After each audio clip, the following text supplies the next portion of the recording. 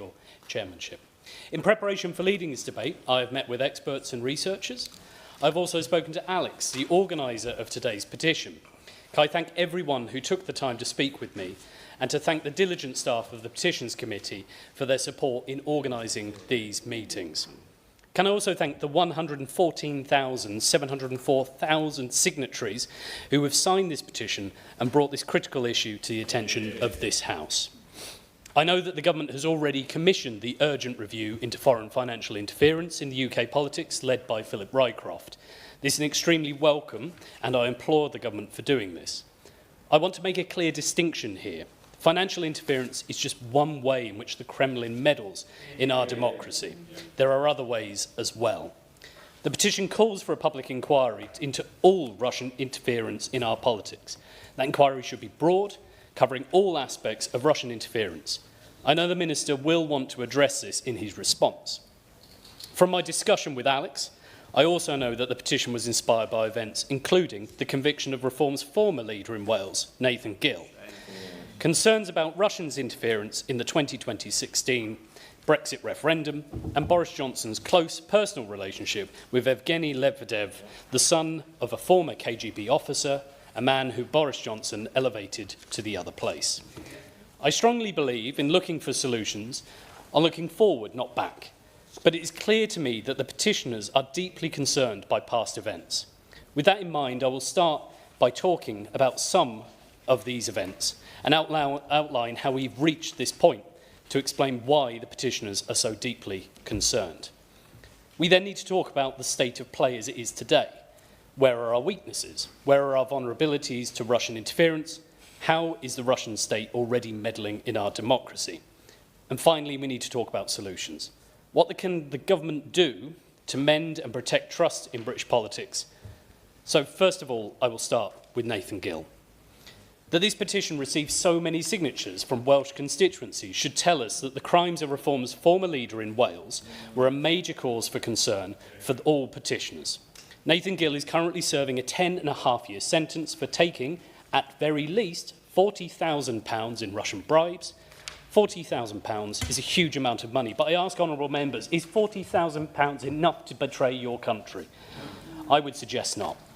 Perhaps Mr Gill's political leanings were already closer to the Kremlin's than the rest of us. For the sum of £40,000, Nathan Gill gave TV interviews in favour of an ally of Vladimir Putin and made speeches in the European Parliament. Spouting pro-Russian talking points is not new for Reform politicians. Nathan Gill's boss, the member for Clacton, blamed the EU and NATO for Russia's illegal invasion of Ukraine and said the West had provoked the invasion and described Putin as the world leader he most admired. It seems Reform politicians are comfortable doing the Kremlin's dirty work for them, regardless of whether they get paid for the privilege or not. Maybe Russia should have asked Mr Gill to betray his country for free. They might as well have saved £40,000. The problem spreads further and higher than Reform, however. The former Prime Minister Boris Johnson has serious questions to answer about his relationship with Lord Lebedev. Lord Lebedev's father was a KGB officer. There is, as they say, no such thing as a former KGB officer. In April 2018, when he was Foreign Secretary, Boris Johnson visited Alexander Lebedev's Italian villa, a location allegedly being investigated for use in spying. He did so without his officials and travelled to Lebedev's villa directly from a NATO summit. We were told by the former Prime Minister that no government business was discussed. We only have his word for that. I will let honourable members make up their own minds about how much we trust should be placed in the former Prime Minister's words. In 2021, Italy's Foreign Intelligence Agency wrote to the Italian Prime Minister to report that Lord Lebedev's father, and I quote, enjoyed the favour and friendship of Vladimir Putin and continued to attend KGB meetings in Moscow. And the House of Lords Appointment Commission raised concerns about significant potential risks from Lord Lebedev's familial links. But thanks to the former Conservative Prime Minister, this man is now sat in the other place with all the access and credibility that place imparts, not to mention the ability to make decisions about the direction of our country. So where do we stand now? I found my conversations with various experts extremely helpful in answering this question. And the points I'm about to make owe a huge amount to them. My first point is this. Our defence against money as a vector for political persuasion and control are insufficient. The case of Nathan Gill proves this. While we should be pleased and relieved that Mr Gill was caught and punished, the damage was already done. Appropriate systems must be in place to prevent any future occurrence of this treachery. Some of the experts I spoke to mentioned concerns that Russian money is used to fund think tank reports in Britain. Can I ask the Minister what the government will do and if they will consider mandating that all UK-based think tanks declare their funding? Critically, cryptocurrencies pose a new threat to our democracy. If we don't have the tools to tackle and prevent old-fashioned cash-in-hand corruption, what can we do to tackle bribery and corruption founded on cryptocurrencies? Can I ask the Minister, are the Home Office taking steps to develop digital tools to tackle cryptocurrency bribery and corruption? I appreciate the Rycroft Review will be making an assessment on financial interference specifically, but I would be grateful if the Minister could tell this House what efforts the Home Office is already taking to clamp down on malign influence of Russian money in our democracy. Secondly, we must discuss an issue outside the remit of the ongoing Rycroft Review. The experts I spoke to were explicitly clear. Britain is on the front line of an information war. Thanks to the University of Cardiff Security, Crime and Intelligence Innovations Institute, we know that Russia employs at least 500 political technologists. These are people who plan Russia's informational, political, economic, cultural and legal subversion of their enemies. One of these political technologists was in London on the day of the 2016 Brexit referendum, on the day that we made one of the biggest decisions ever as a nation.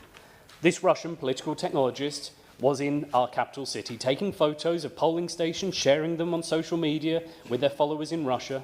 This man has personally met with senior UK political figures and wrote a report which personally thanks someone who worked on CCHQ's election campaigns and alongside 2 former Prime Ministers.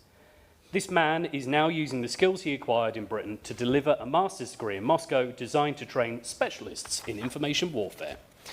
Clearly, Russia sees this as a war, even if we don't. Their strategy is one of division, to create distrust, to convince Brits that we are all the same. Disinformation relies and deepens political polarisation in our country, creating uncertainty, distrust of truth, and a rush to political extremes. Yes. I thank my little friend for giving way. In last year's election in Moldova, undercover reporters exposed a network of people who were being paid by Russia to produce disinformation content on social media platforms, including TikTok and Facebook. Does he agree with me that we are naive to assume that such things are not happening here in this country too? Honourable friend hits the nail on the head, and one of the experts I spoke to actually worked on that campaign over there to make sure that they were closing the loopholes to protect Moldovan democracy, and we are no different from anybody else. He is completely right on that. As I say, disinformation relies and deepens political polarisation in our country, creating uncertainty, distrust of truth and a rush to extremes. The Integrity Initiative's Guide to Countering Russian Disinformation says, when people start to say, you don't know what to believe, or they're all bad as each other, the disinformers are winning. Information warfare with the Russian state is not new. So much of what we're discussing today could be straight out of the Cold War. But the truth is, thanks to social media, it's now easier than ever for Russia to disseminate disinformation. As one expert put to me, the UK currently has an analogue response in a digital age. To put it another way, the Russian state has brought an ICBM to a knife fight. The expert also pointed out that the media literacy in our country is poor. We are not equipped to spot disinformation, and so people fall prey to lies. This affects everyone. No one is immune to disinformation, and people who think they are immune are the people most at risk.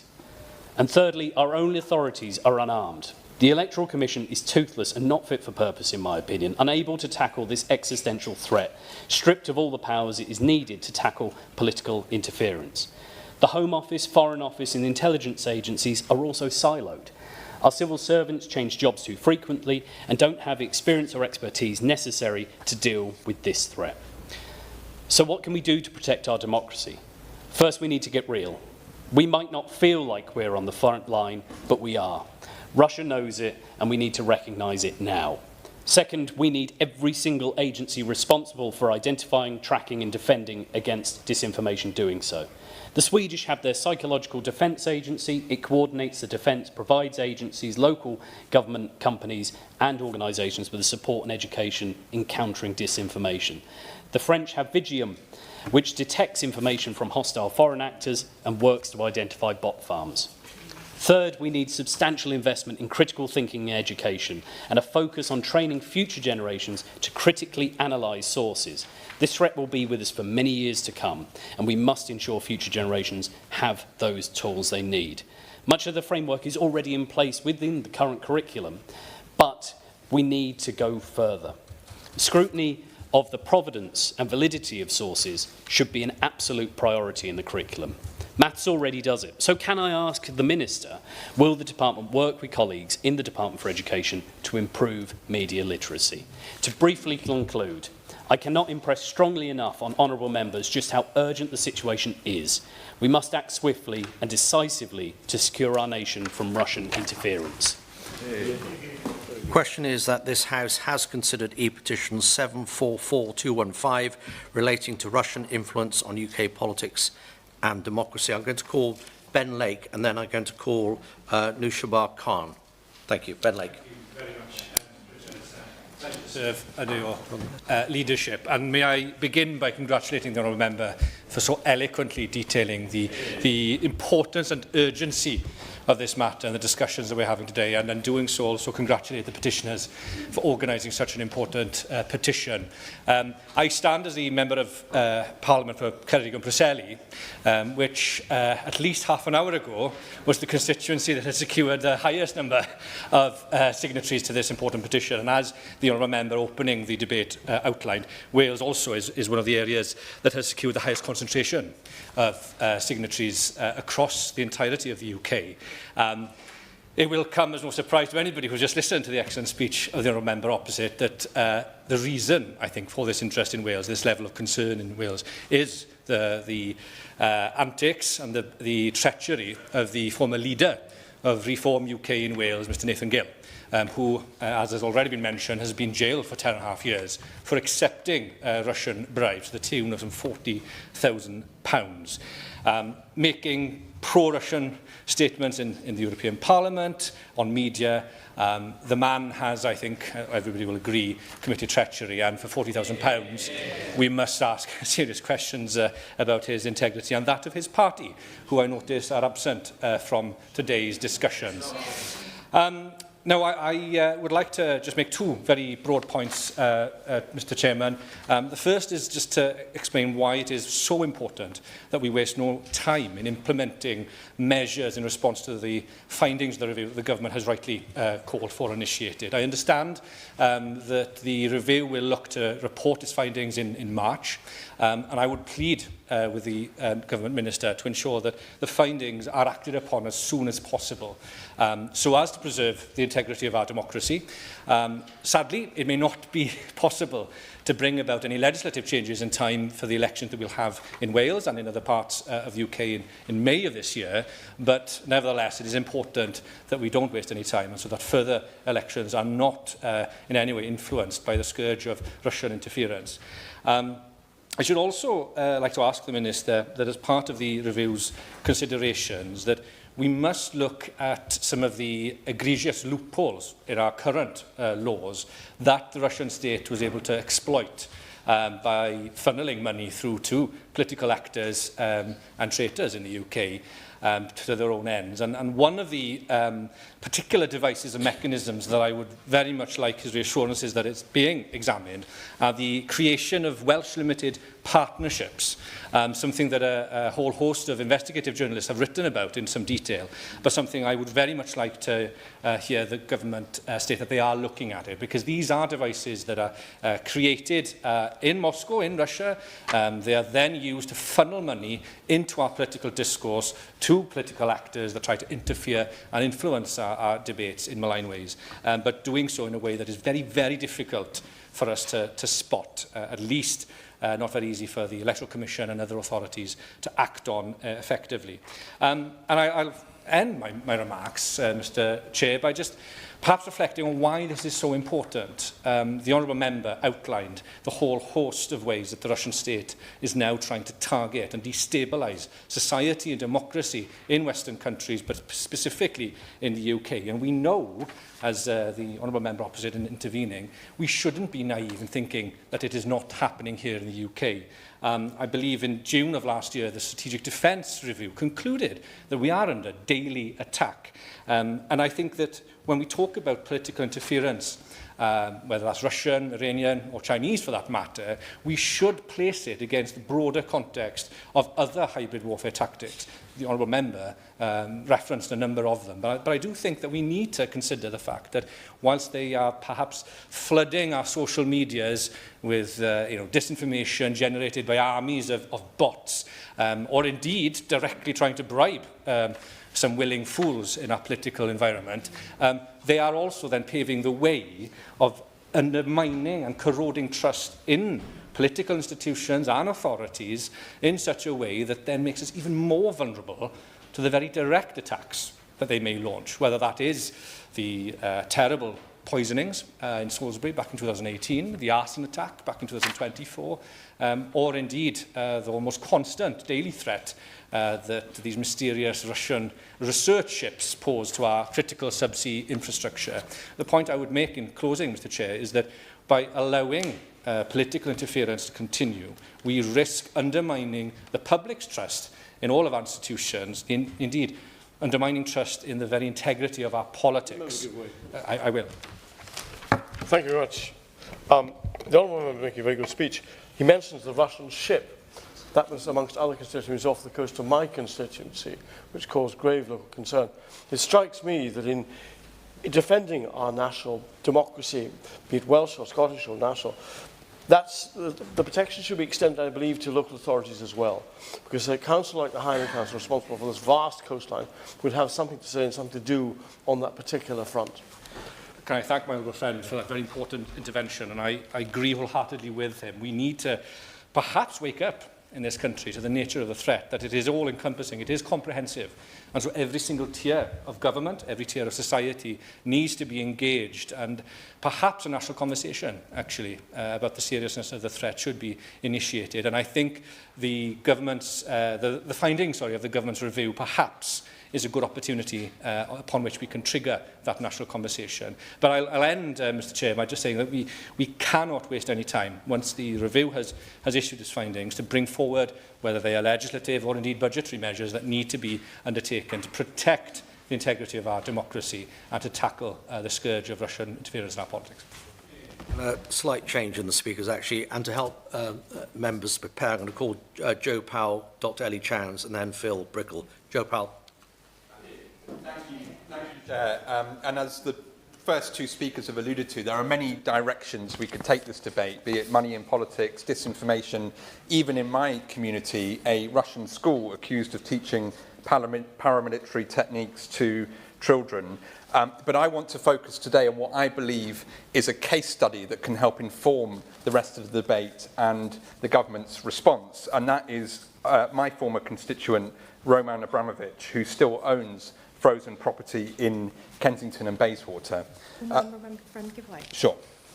I thank my honourable friend for giving way. I wanted to raise the case from Hastings, where £150,000 of levelling up money was given to Lyubnov Chanukin, the biggest Conservative female donor, and she is married to a former finance minister in Putin's Russia.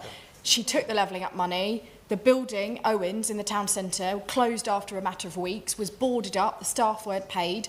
I asked for that money back last April. I'm still waiting to hear from him. Does he agree with me the Conservative front bench should respond to that when they respond? Thank my honourable friend for that intervention and for providing another rich example of the level of infiltration and influence that malign actors have had, including capturing government contracts and not delivering on their intention. And I'm sure the front benches will have heard her plea for clarity. As people know with Roman Abramovich, he was sanctioned in March 2022 and had his assets frozen. And of course, I'm pleased that this government has extended those sanctions, 900 new sanctions against individuals, entities and ships under the Russian sanctions regime. In May 2022, Abramovich sold Chelsea FC under an explicit agreement that the sale proceeds would be used on humanitarian need for Ukraine. It is shameful that now, 4 years later, that money has still not been released. I welcome the Prime Minister's leadership in issuing a licence in December to release the money with 90 days and a commitment to legal action if necessary. This is a case not only of profound national and international importance, but it's also a test of whether our sanctions have the bite that they should. And I know the Minister has worked closely on this issue, and I would be keen to hear what plans there are in place for March 17th. If the money has not been released, what happens next in terms of potential legal action? And I obviously hope all options will be kept on the table. Of course, the influence of Abramovich in public life in Britain extends beyond the Chelsea FC money. He's accused by the BBC of avoiding up to £1 billion in tax after a botched attempt to avoid tax on hedge fund investments via shell companies in the British Overseas Territory, the British Virgin Islands. He deployed some of the best lawyers in the land to attack the journalist Catherine Belton's book, Putin's People, specifically to try and distance his relationship with Vladimir Putin, an egregious example of a slap, a practice that I hope will be outlawed in this Parliament. And he is, of course, fighting a legal case in Jersey, a British Crown dependency, where his legal team includes the Conservative Shadow Attorney General, Lord Wolfson. Now, I find it astonishing, having raised this issue many times in the House in recent weeks, the inconsistencies and double standards in the defence of Lord Wolfson. On the one hand, Conservative ministers have attacked the Prime Minister and the Attorney General for their former clients, including at Prime Minister's questions last week. And yet when people raise the Lord Wolfson's case, including at Solicitor General's questions last week, they claim disgrace. And yet there is a critical difference. Those clients represented by the Prime Minister and the Attorney General were not taken on when they were serving in this Parliament. And I agree that everyone, even sanctioned Russian oligarchs, are entitled to legal representation. But, Chair, it is surely a massive conflict of interest for a sitting peer, the top legal advisor to the Conservative Party, to think it is compatible to do both of these jobs at the same time. And Sir Bill Browder himself has said this is the man who spearheaded the global campaign for Magnitsky sanctions, named after his lawyer who was killed by Putin's henchmen. Bill Browder himself said, and I quote, "How can the Shadow Attorney General moonlight as the attorney for a Russian oligarch who is trying to wiggle out of a £2.5 billion deal to aid victims of the war in Ukraine that he made with the UK government? Back in the day, that was called a conflict of interest." Sir Bill is absolutely correct. Now, I know that the Conservative position is that Lord Wolfson has recused himself from advising the Leader of the Opposition and Shadow Ministers on Russia and Ukraine. But on the day the spokesperson made those comments to the lobby, not in the House, to the lobby, Lord Wolfson published a letter that made no mention of such recusal. Does that not strike you as strange? Could we hypothesise that on that day things were just being made up as they went along? A man of Lord Wolfson's experience surely knows that a formal recusal must be more detailed than a Conservative spokesperson lobby briefing. So I ask again, as I have in the House previously, does the recusal include efforts to tackle the Russian shadow fleet, including the action taken with allies recently? Does it include sanctions policy? Does it include sanctions enforcement? Does it include tax policy? Does it include NATO policy? Does it include policies on money in politics? Chair, the point is this: the Shadow Attorney General is representing someone with extremely close ties to Vladimir Putin at a time when Russia is attacking our country through hybrid warfare. And I do not think that an unspecified recusal, of which we have no detail, is anywhere near sufficient to satisfy this House. So I would urge Lord Wolfson to reflect and make a choice, given it appears the Leader of the Opposition has proved too weak to do so. He can either continue to be Shadow Attorney General or continue his representation of Abramovich. Doing both is simply indefensible. I just wanted to remind colleagues, I'm sure everybody's aware, that if somebody's going to mention another Member of Parliament, they have to be notified in advance. And with respect to the House of Lords and peers, members should refrain from direct criticism. I don't think I've heard that yet, and I've taken advice, but just for colleagues to be aware of that. I'm going to call Dr. Ellie Chowns, Phil Brickell, and then Susan Murray. Dr. Ellie Chowns. Thank you, Mr. Pritchard. It's a pleasure to serve under your chairship, and I have notified another member of this House whom I do intend to name in my speech. I would like to thank the Honourable Member for South Norfolk for introducing this debate so comprehensively and effectively on behalf of the Petitions Committee and indeed the 115,000 plus petitioners whose concern about the influence of Russia over British politics I absolutely share. We urgently need to defend UK democracy from a sustained pattern of attempted foreign interference. In June last year, the government's own strategic defence review called Russia an immediate and pressing threat. It absolutely is, and we see that through, for example, as members have already mentioned, the context of this debate, the conviction of Nathan Gill, Reform's former leader in Wales, sentenced to jail for 10.5 years for accepting Russian bribes for influence in politics. We also see it highlighted by the light of disinfectant that has been provided by the partial release of the Epstein files, which shows a sinister web of crypto and far-right politics in Putin's orbit and the ways in which that extends into UK politics. It is clear that Reform UK is clearly peddling the same agenda in the UK and is seeking to form the next government. This is a clear and present danger to UK politics. We can't overstate the threat to our values, our democracy and our way of life. Now, the Gill conviction, just mentioned, came over 5 years after the 2020 Russia report from the ISC, which called Russian influence in the UK the new normal. Now, the US had the Mueller inquiry into interference in their 2016 elections straight away, an in-depth inquiry. And frankly, it's an unforgivable gap in the British state's response to the Russian threat that still has not happened here regarding the Brexit referendum. The Tories stopped that happening here. Why has the incoming Labour government not made this happen? Mueller found that Russia had sophisticated techniques in setting up legitimate-looking English language accounts which distributed thousands of pro-Brexit messages in 2016, raising serious questions about Russian internet troll farms. And the ISC found credible evidence of interference in the UK elections. Now, the former Prime Minister Boris Johnson used to dance on the head of a pin over successful and unsuccessful Russian interference, but this needs to be investigated properly and urgently before we have another general election in the UK. The Rycroft review is welcome and important, but we also need a proper, in-depth Mueller-style probe into what happened in 2016 and since. Time is short, the clock is ticking, and our democracy is under constant threat.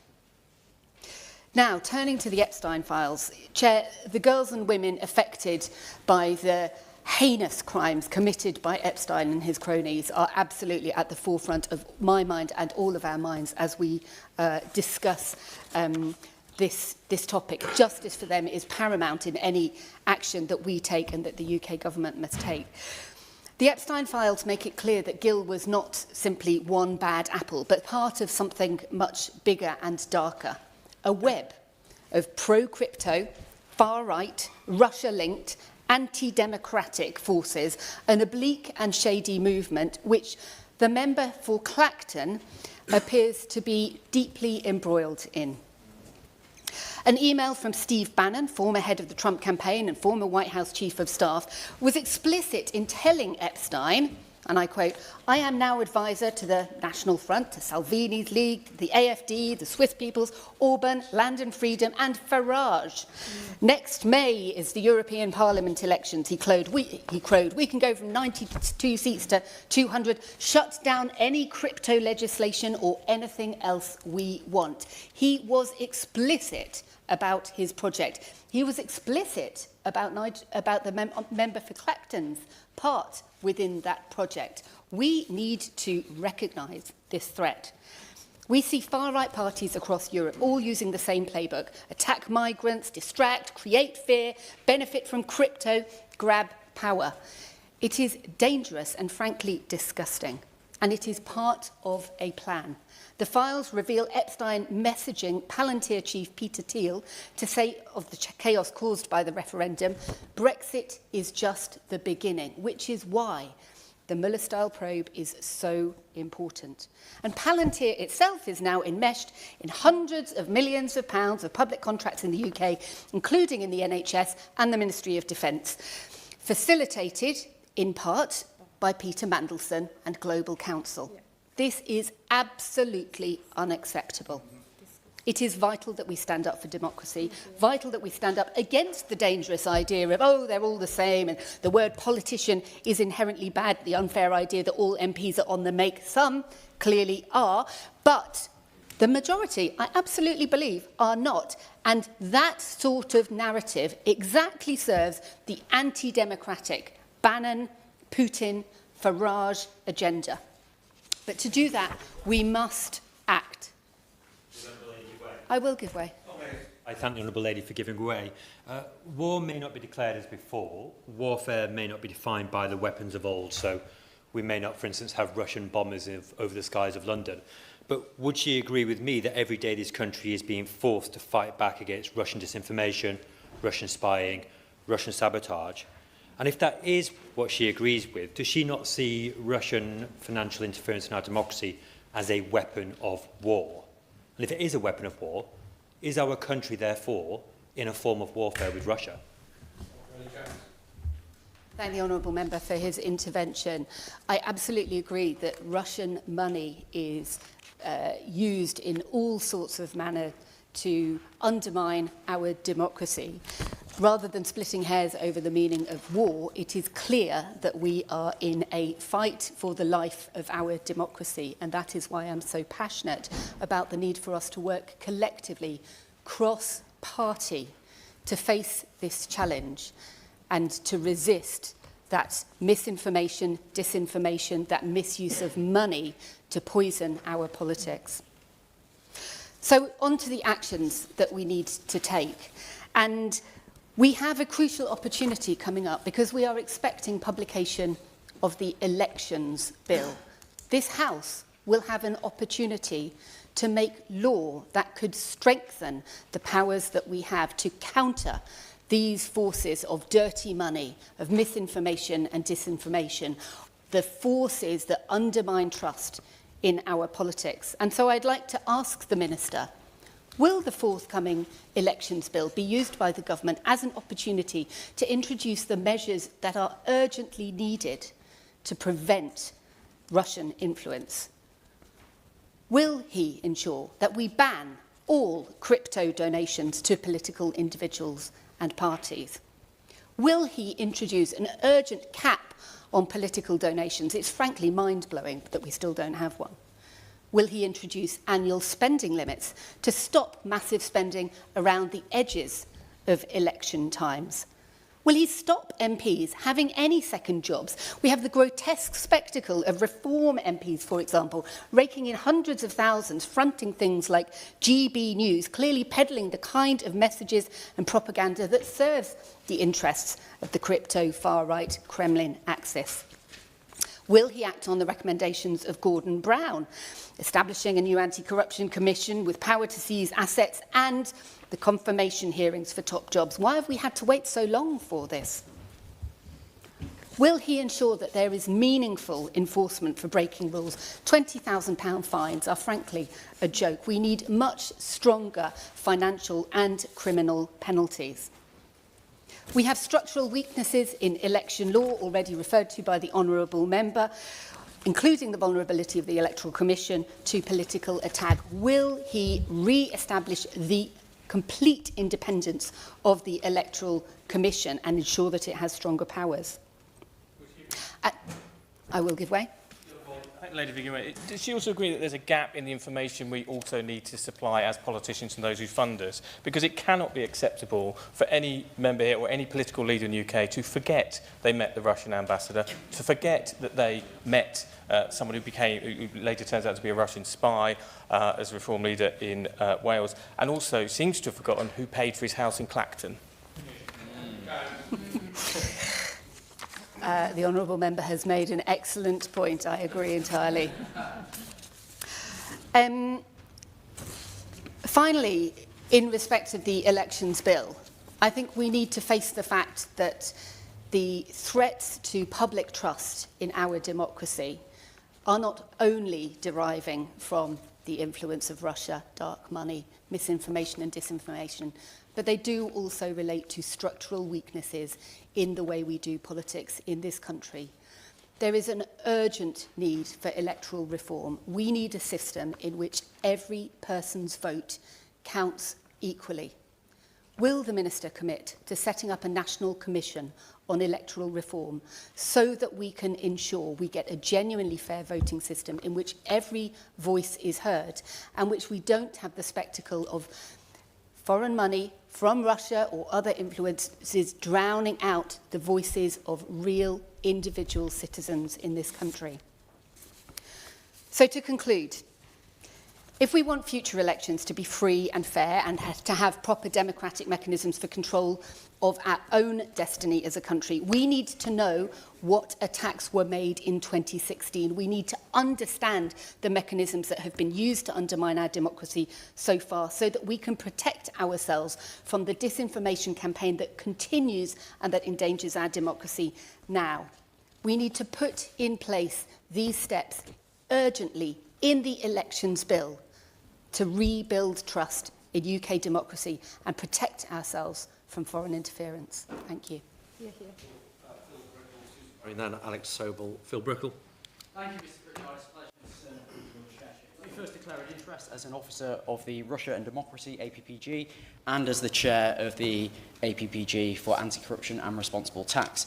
Now, let me say at the outset that the most important step at this juncture is to provide input into the ongoing Rycroft review into foreign interference in our democracy. I look forward myself to meeting with Philip Rycroft later this week, and if colleagues have yet to do so, I encourage them to submit their views to his team as soon as possible. Now, I'd like to make the case for a wide range of reforms we desperately need, whether it be to glaring weaknesses in our lobbying framework, the need to improve controls in this House or the other place, or further measures to work closely with the private sector. But as a considerable number of colleagues are keen to contribute, I'll restrict my remarks today to changes I'd like to see in the government's forthcoming elections bill.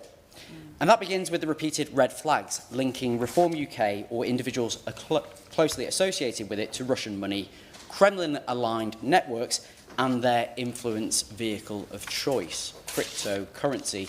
Now, vulnerability to foreign influence is a cross-party issue, but when it comes to the member for Clacton, who I have notified Mr Pritchard that I'm going to mention today, and the people he chooses to surround himself with, the pattern is hard to ignore. Reform UK presents itself as the party of ordinary people, the party of patriotism, the party that claims to be standing up for Britain.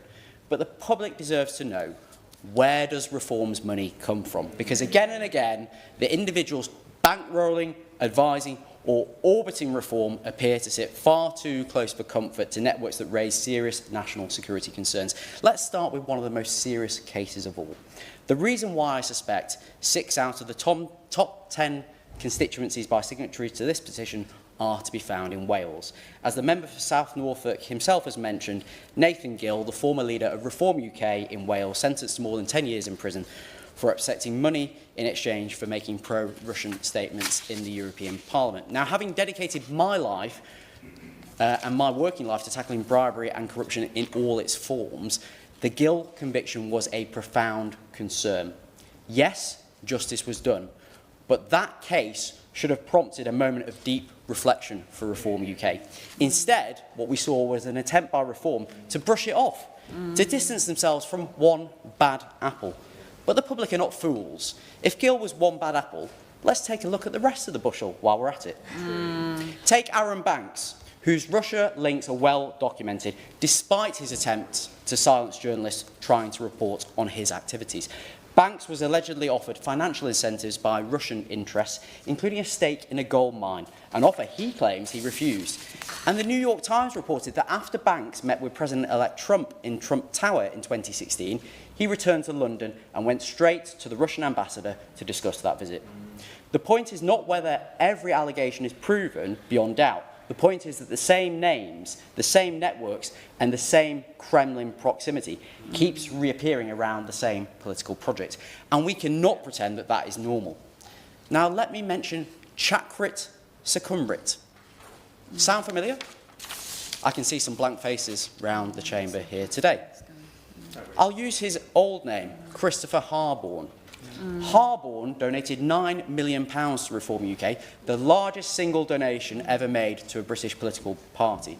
He's lived in Thailand for more than 20 years. He's made his money from the cryptocurrency stablecoin Tether.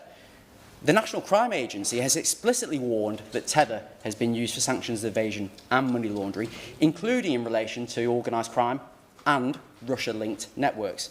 That's not to say that Harborne himself is complicit in any wrongdoing, but the fact is we now have a large political party, bankrolled by an overseas billionaire, whose wealth is tied to a crypto asset, and that our own law enforcement agencies have flagged as a tool used in Russian-linked illicit finance.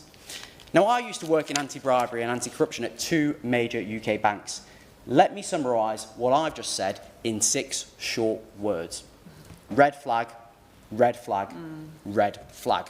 And this brings me to Reform UK and cryptocurrency, because cryptocurrency is currently a permissible vehicle for political donations into UK politics. Now, the member for Clacton announced that his party will be taking crypto donations at the Bitcoin 2025 conference, a conference held not in Clacton or London or even in Manchester, but in Las Vegas. So we should ask ourselves, how many permissible donors were in the room at the time?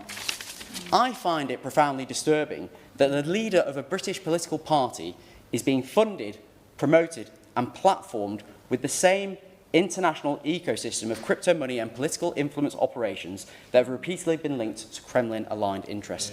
This is how foreign interference works in the modern era. It's not George Smiley and Carla battling it out in trench coats and newspapers with eye holes, but through money flows, opaque financing, crypto networks, conferences, and so-called influencers paid to shift political narratives.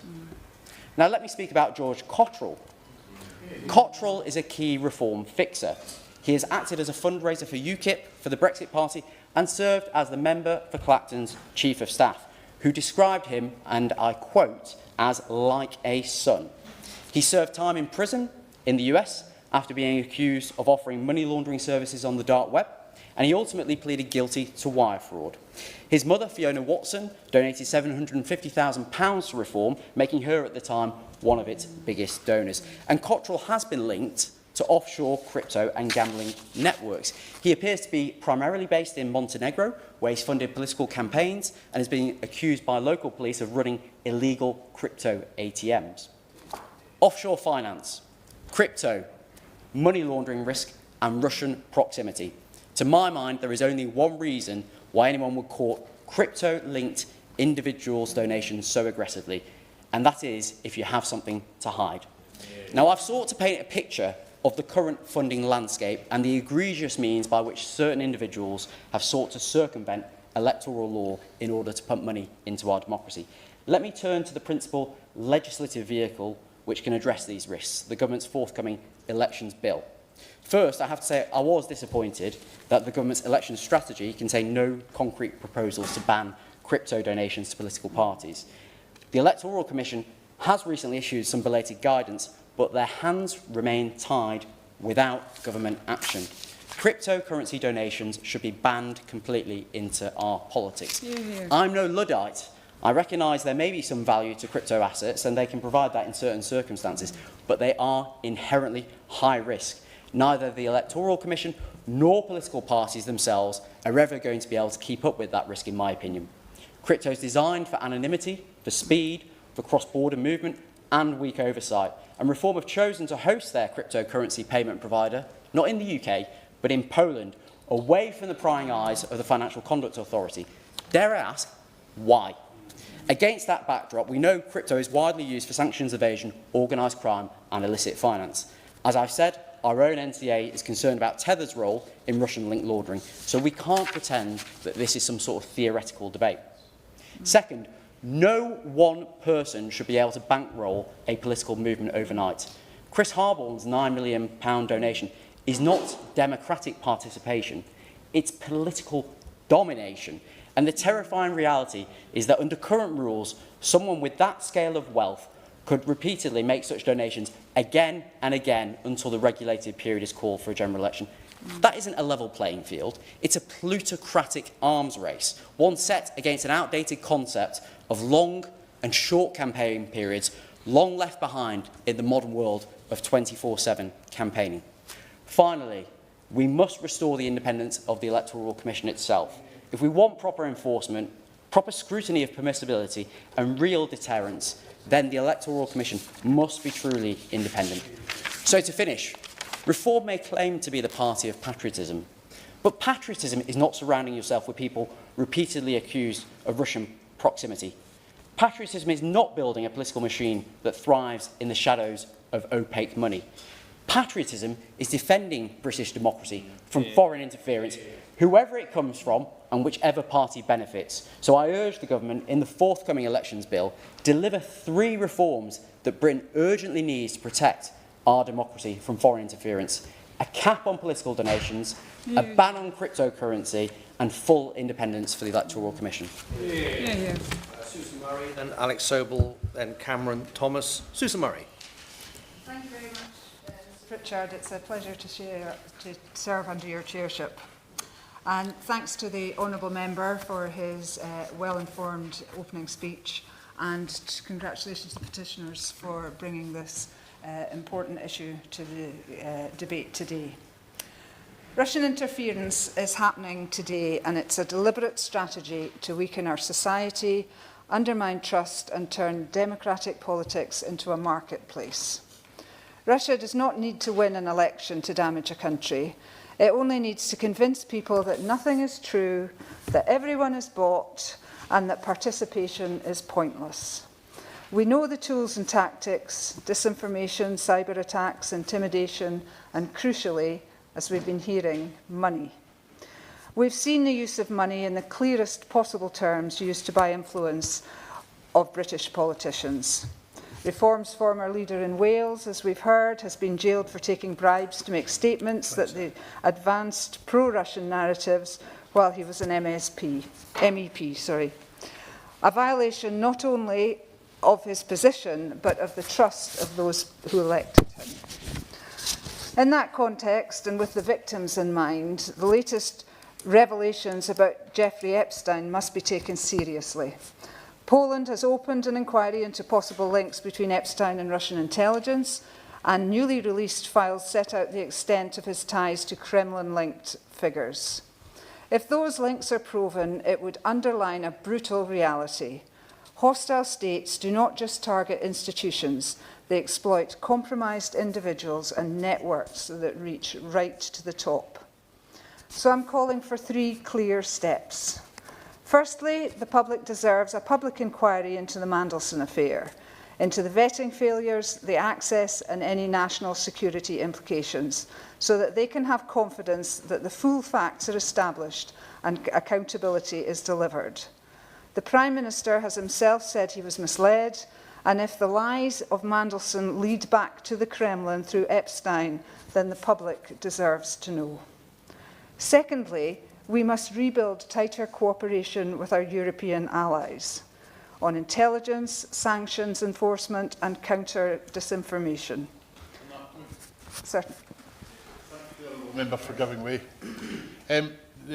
Just last week, the government said that that Russia remains the biggest single threat to UK national security, but also said that they were not going to join the SAFE project. Main reason given that the increase in costs since Brexit.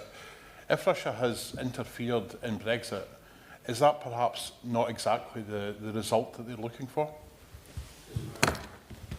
I agree with the honourable member. I think we need to investigate the circumstances fully and consider any decisions that have been taken and reconsider any decisions that have been taken if that proves to be necessary.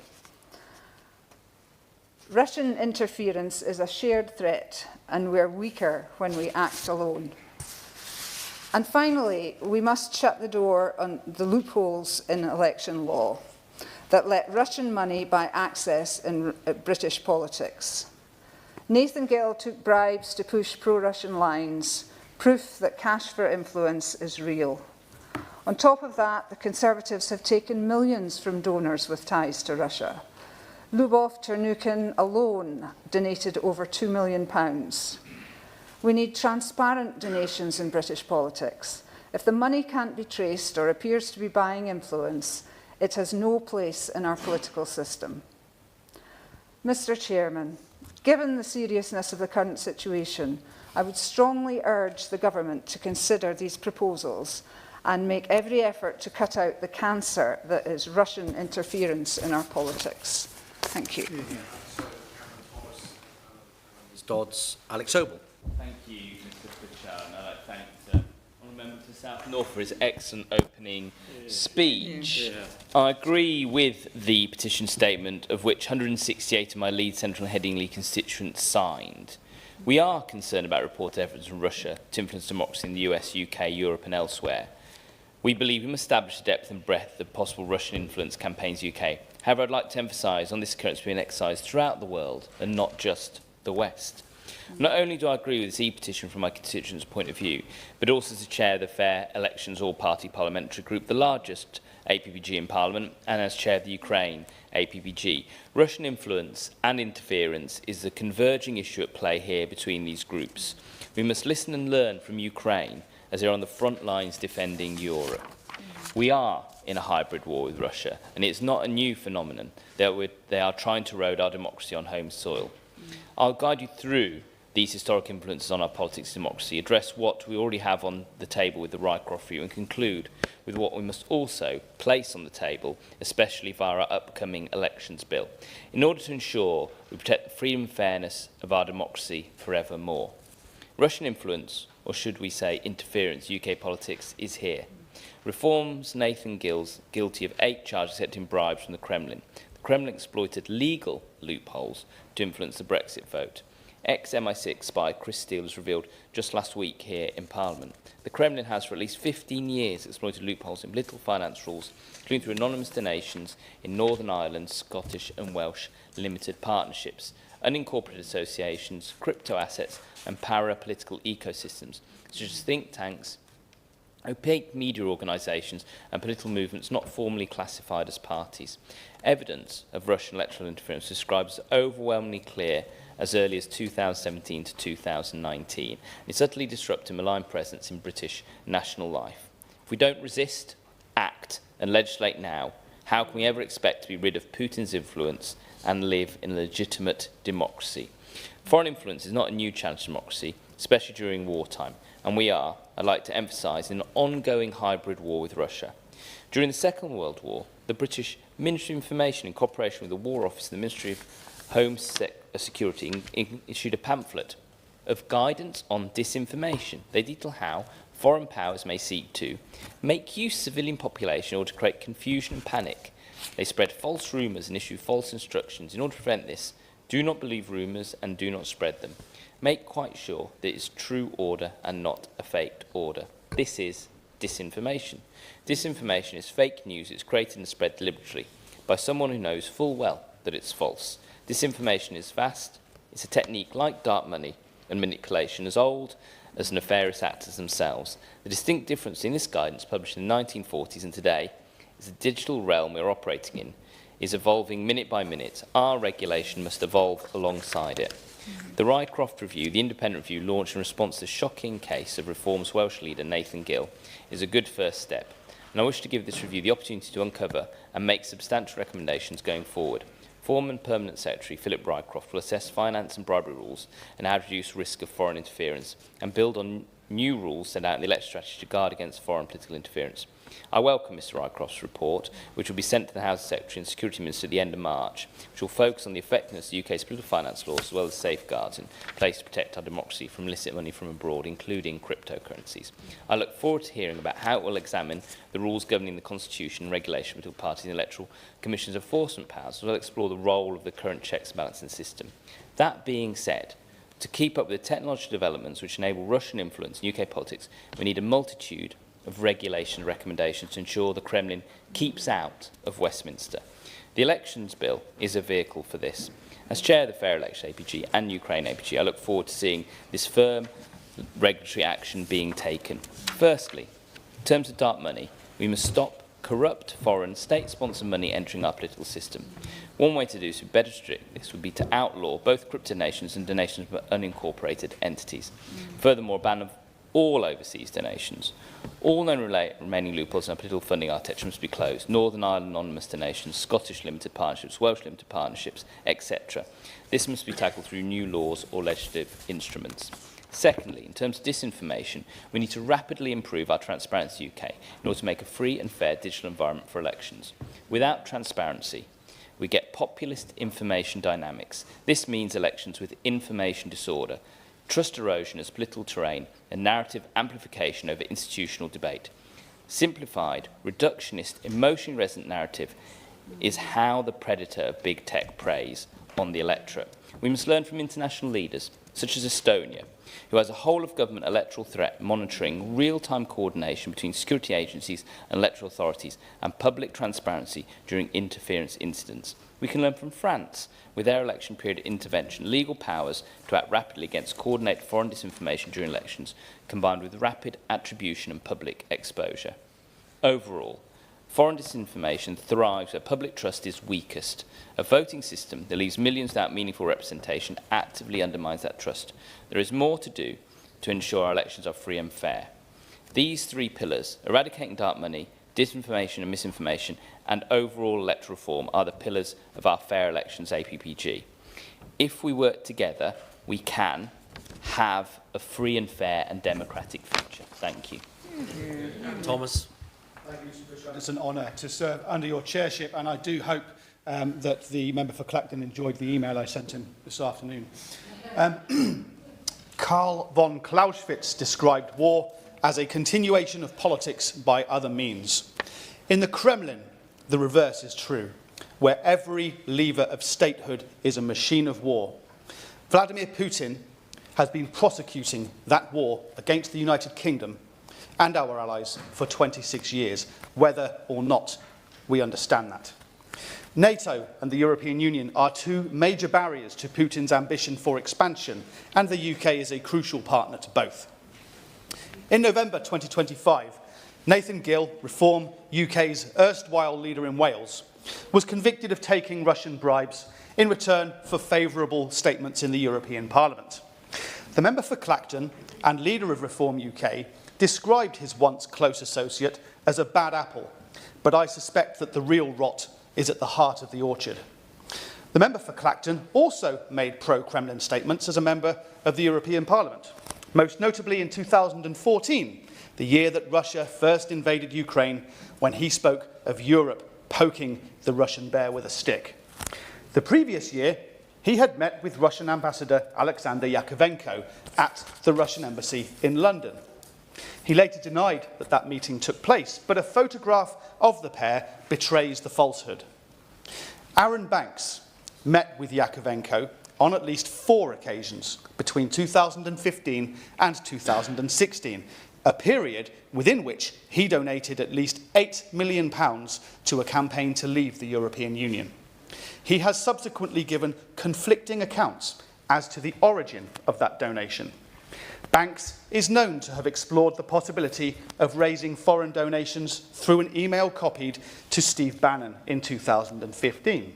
And in 2025, Reform UK received a donation of £9 million from co-owner of cryptocurrency Tether, Christopher Harborne. Tether is understood by the National Crime Agency to be used by the Kremlin to launder its money, evading international sanctions and keeping its war machine running? On that point, I'd be delighted. I thank my honourable and gallant friend for giving way, and he's right to highlight the threat from hostile states such as Russia, and most importantly from individuals with Russian links. And that is exactly why I introduced a private members' bill last year to cap political donations and close the loopholes that allow foreign-linked, dark and dirty money to flow into our politics. Does he agree that wealthy individuals with opaque international links can exert damaging influence to our democracy, particularly when our political finances rules still allow very large donations, including crypto donations, with limited scrutiny? I thank you for that contribution, and I absolutely do agree with her. I look forward to the Rycroft review, hopefully making some recommendations along those very lines. The case of Bradshaw and others versus the United Kingdom at the European Court of Human Rights judged in 2025 that the UK's decision to leave the European Union was subject to Russian interference. But neither MI5 nor MI6 have ever properly explained their dereliction of duty to inform Parliament of this activity. Last year, I asked the Security Minister to release the full, unredacted Russia report, which Prime Minister Boris Johnson suppressed in 2019, against the advice of those security services. The Minister declined, but did not elaborate on his reasoning. I recalled this interaction last week after Peter Mandelson and Jeffrey Epstein were linked to Putin's friend, oligarch Oleg Deripaska. Mandelson was also a non-executive director at Russian company Sistema. Last week, the leader of the Liberal Democrats called for a full inquiry into Mandelson's links to Russia. It is the same inquiry as being asked by these petitioners. Ours is an era in which war rages in Europe. The great partnerships of NATO and the European Union have been ruptured, and in which Russian hybrid warfare has targeted every aspect of UK statehood, from the Ministry of Defence to the NHS and to the BBC. Disinformation is and has for years been interwoven with news to undermine public trust in UK politics. Disinformation, which now feeds artificial intelligence algorithms, distorting the truth as will be informed tomorrow. I have scratched the surface, but there is simply too little time in any number of backbench debates to lay out the case for this inquiry. This issue transcends political allegiance. The breadth and depth of Russian influence is so vast and so dangerous to our democracy that no single political party has either the credibility or the capacity to fully investigate. Only a judge-led statutory public inquiry will suffice. The government has the responsibility to deliver. The future of our democracy requires that they do so. Thank you very much, Mr. Pritchard, and it's a real pleasure to be speaking in this debate with you in the chair. I'm also very grateful, of course, to my honourable friend for South Norfolk for so ably setting out the cause of the petitioners, and above all, I'm grateful to them because they brought to this House such a critically important issue, in fact, potentially the most important issue, which is how we can protect our precious but disturbingly quite fragile, I believe, democracy. I agree with all the comments that have been made in this debate so far about the Rycroft review and about the elections bill.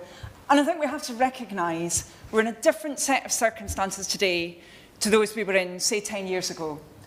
Back then, I genuinely believe that for most political parties, the fear or the shame of being found to have broken the rules was incredibly important, and it was just as much a motivator for compliance as the letter of those rules themselves. But sadly, with some parts of politics, particularly those that have been associated with Kremlin-based interests, shame is no longer a motivator. We're in a post-shame set of circumstances, and that means that we need to see stronger rules. And I agree with my honourable friend. I think the time has come for a cap on donations, as well as for the many other proposals that he and others set out. I also believe it's essential that the government does carry out the promises it's made in its very welcome strategy related to the elections bill on the integrity of digital communications. And I do agree with the Security Minister, who's been doing so much on these issues, that there's little evidence that Russian bots influenced the outcome of the last general election. But he, I know, will be very well aware that there is evidence, for example from Global Witness, that the prevalence, reach and AI-enabled effectiveness of bots is growing pretty much every day. As Global Witness showed, even back in 2024, posts from bot-like accounts spreading disinformation and hatred were viewed more than 150 million times in the run-up to the election. We can't have a system for election regulation that is very similar to what my honourable friend for Leeds Central described, based still just on leaflets, just on what is within newspapers. Now campaigning and attempts at influence take place online, and our electoral legislation needs to catch up with that, and I really hope that the bill will ensure that that happens. Now, the case of Moldova was mentioned earlier. I had the privilege of visiting that country last year with the IPU. I spoke with many election officials, with politicians, including the President Maya Sandu, and I agree that we see the same playbook being used, of course to greater intensities in a country that is right on the front line of the war in Ukraine, but we see the same playbook being used time and again. We need to shift out of what's often called the normalcy bias of thinking that this exercise of influence is something unusual into a far more vigilant state. I believe part of that must indeed include, as the member for Ceredigion Preseli said, a national conversation. The public need to understand far more about the extent of the threat from Russian influence campaigns. And I think there is an analogy here, actually, and this was discussed a bit in relation to the bill. There's an analogy here with the threat from Russian-enabled cyber attacks. I still hear sometimes individuals speaking about cyber attacks as if they're somehow one-off.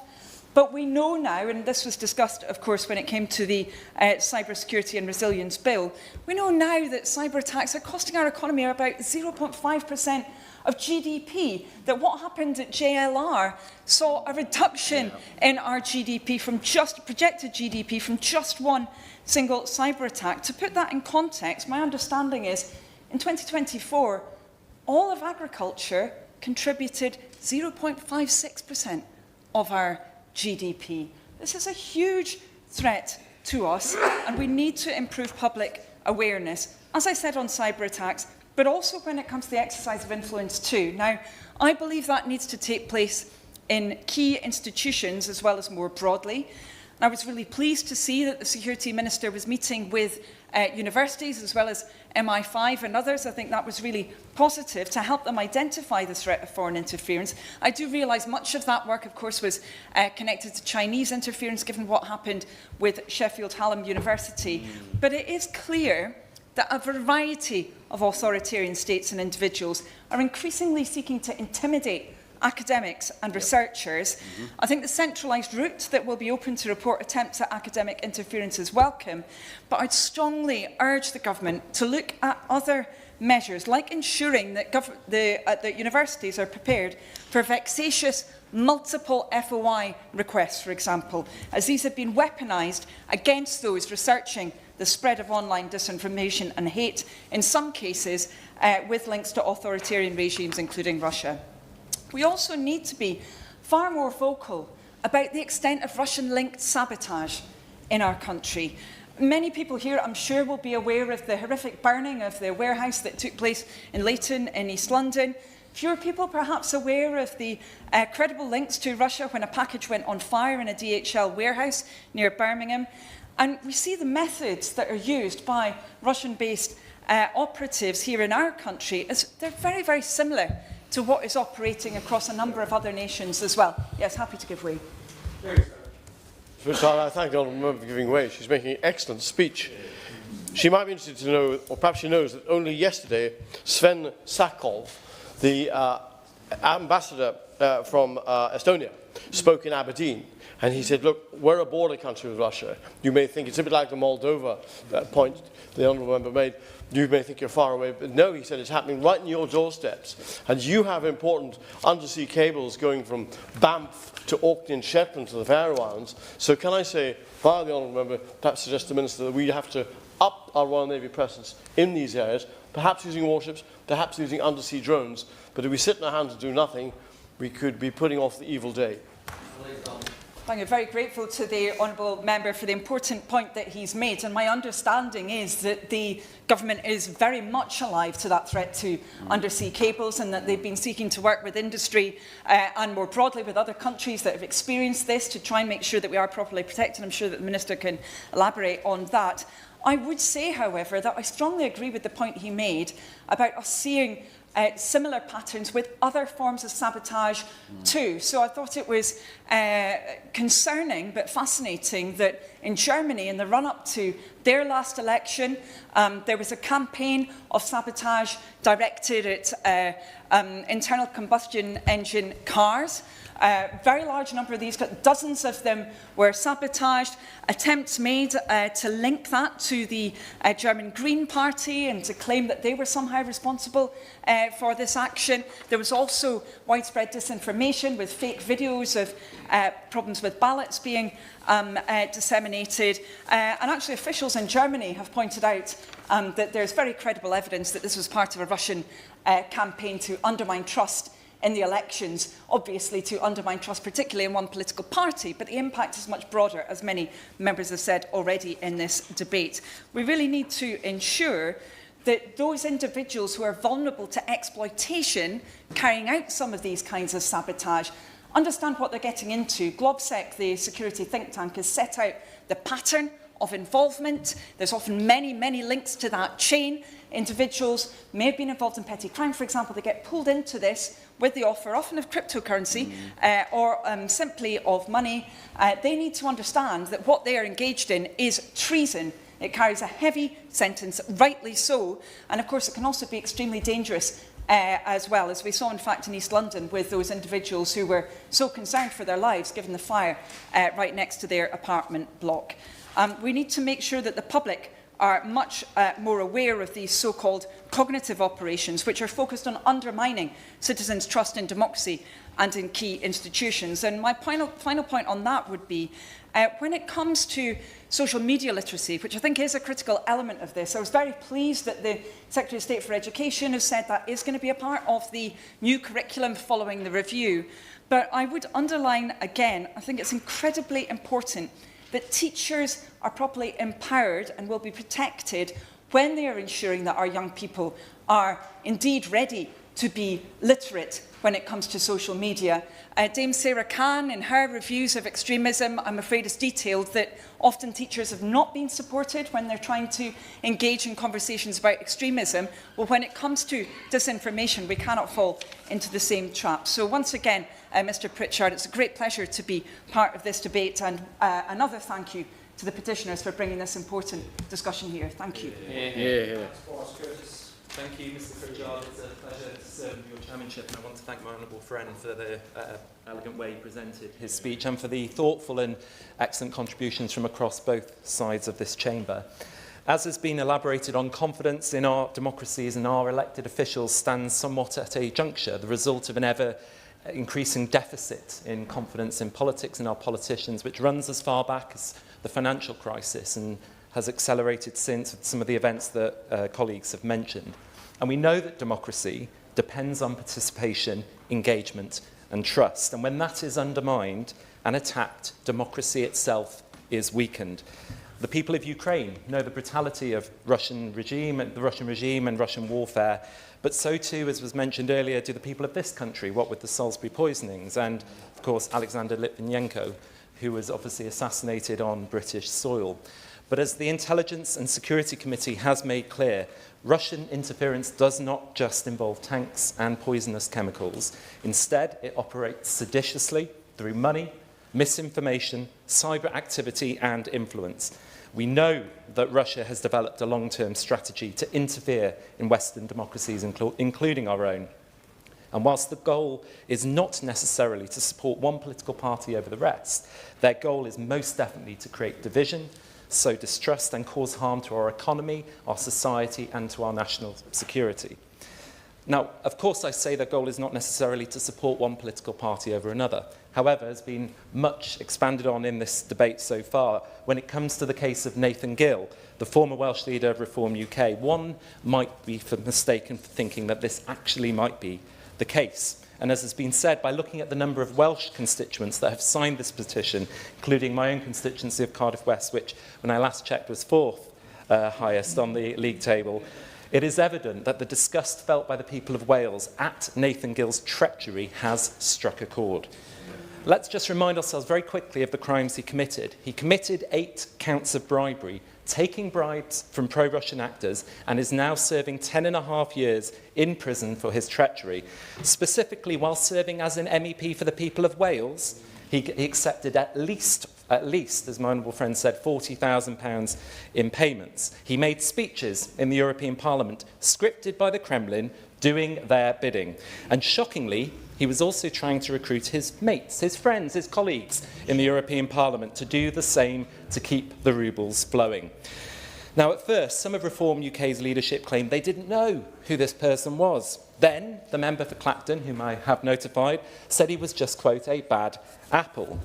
But whilst their attempts to whitewash history, Gill from their history, has clearly failed and must fail, it is clear the only way a political party such as Reform UK can be straight with the British public about the extent of Russia's links is for them to do 2 things. Number 1, launch a full independent investigation into all of their links to Russia.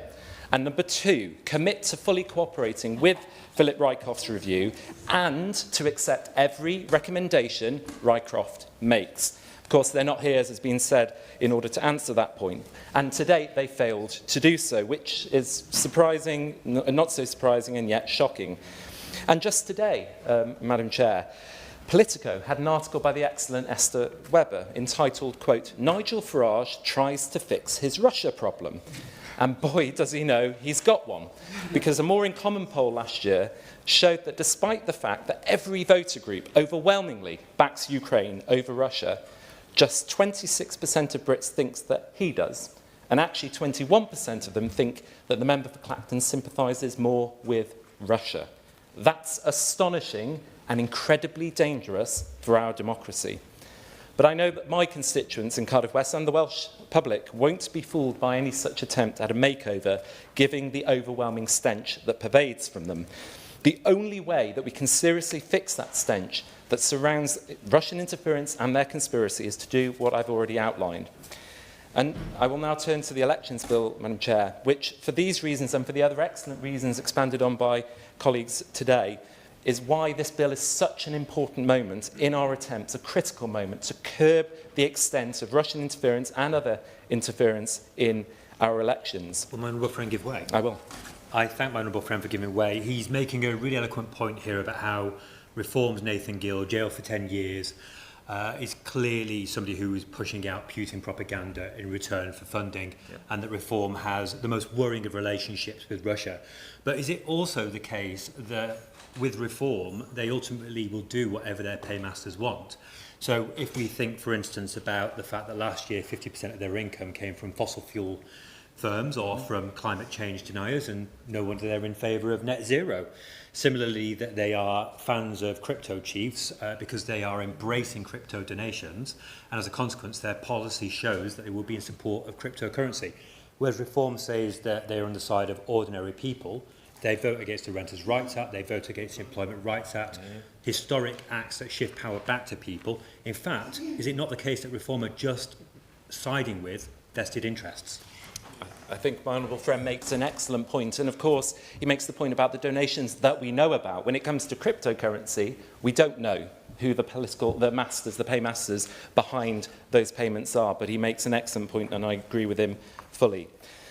Some of what the government has announced in relation to the elections bill already in order to toughen, and the strategy beforehand, in order to toughen up the rules relating to political finance are welcome. However, for the reasons that have been mentioned, we must go further, and I would urge them to go further, to ensure this opportunity to safeguard our democracy isn't missed. As was mentioned by my honourable friend, the Kremlin has for at least 15 years exploited loopholes in political financing rules, and that must be stopped. Additionally, the Electoral Commission's independence, enforcement powers and resources must be strengthened as a matter of urgency. We should ban crypto donations, all crypto donations to political parties and individuals. To my mind, there is no legitimate rationale for donating via such means unless the ultimate donor wishes to disguise their true identity. This ban should be brought into effect urgently and capture donations by any means, whether through as a principal or through intermediaries. Improved cooperation between our Electoral Commission, intelligence services, law enforcement and electoral authorities must be a priority. And I'd suggest to my honourable friend the Minister that the new National Police Service, part of recently announced reforms to policing, might be a suitable vehicle to consider establishing dedicated police capability for electoral crime. And critically, we must urgently deal with disinformation and online operations, treating them as the core national security threat that they are. Currently, the Electoral Commission, Ofcom, the police, all of these authorities need more resources and are underpowered to deal with the threat of personalised algorithmic feeds and AI-enabled manipulation that feeds misinformation about our elections. And to just depart, not specifically about Russia, Madam Chair, but recently when Iran was attacked by Israel and America in those targeted strikes in last year, it was reported that 20,000 bots were taken out in Scotland, 20,000 bots taken out in Scotland, which were advocating for Scottish independence as a result of those strikes. Now, if that is what Iran could be doing in one instance there, imagine what North Korea, Russia, China are also doing, and this is why we have to take these threats seriously. And as the Honourable Member for Ceredigion-Preseli mentioned earlier, the important May elections will be a real test for what we need to do in order to respond to such foreign narrative-shaping operations. So finally, I would ask the Minister to urgently consider these measures and take this back to the various departments in order to ensure we get a robust elections bill that is ready for 2026 and for everything that comes, given the way technology is fast changing. But could I finally ask him to sort of join me in recommitting ourselves as part of this strategy to the NATO alliance as a bulwark against Russian aggression, something unserious politicians, like I'm afraid the leader of the Green Party, seems to doubt, thereby doing Russia's work for them. Alliances, the right tools, resources, an elections bill that will absolutely seek to support our democracy and not undermine it are critical tools we need in order to curb Russian interference. Thank you very much indeed, Ms Butler. It's a pleasure to serve with you as Chair. I'd like to start by thanking all of those who've signed this petition, and it does speak to a growing awareness and concern about the extent of Russian interference in our democracy. And of course, I note the particularly high number of signatories from Wales, doubtless in disgust at the treachery of Nathan Gill, the former leader of Reform in Wales, sentenced recently for accepting Russian bribes to speak up on behalf of Russia. Our friends in Eastern Europe have long been aware of the way that the Russians will use a whole range of tactics to achieve their aims. We saw before the 2014 invasion of Crimea the use of hybrid tactics by the Russian Federation in Ukraine to influence not only the different sections of the Ukrainian population and the Russian population back home, but also Western opinion. And we should be under no illusion about the Russian interest in influencing opinion in Western democracies and interfering with our very democracy itself. Now, I'm not going to repeat the excellent points made by my honourable friend from South Norfolk and other colleagues on finance and on named individuals, but I'm going to focus specifically on internet warfare.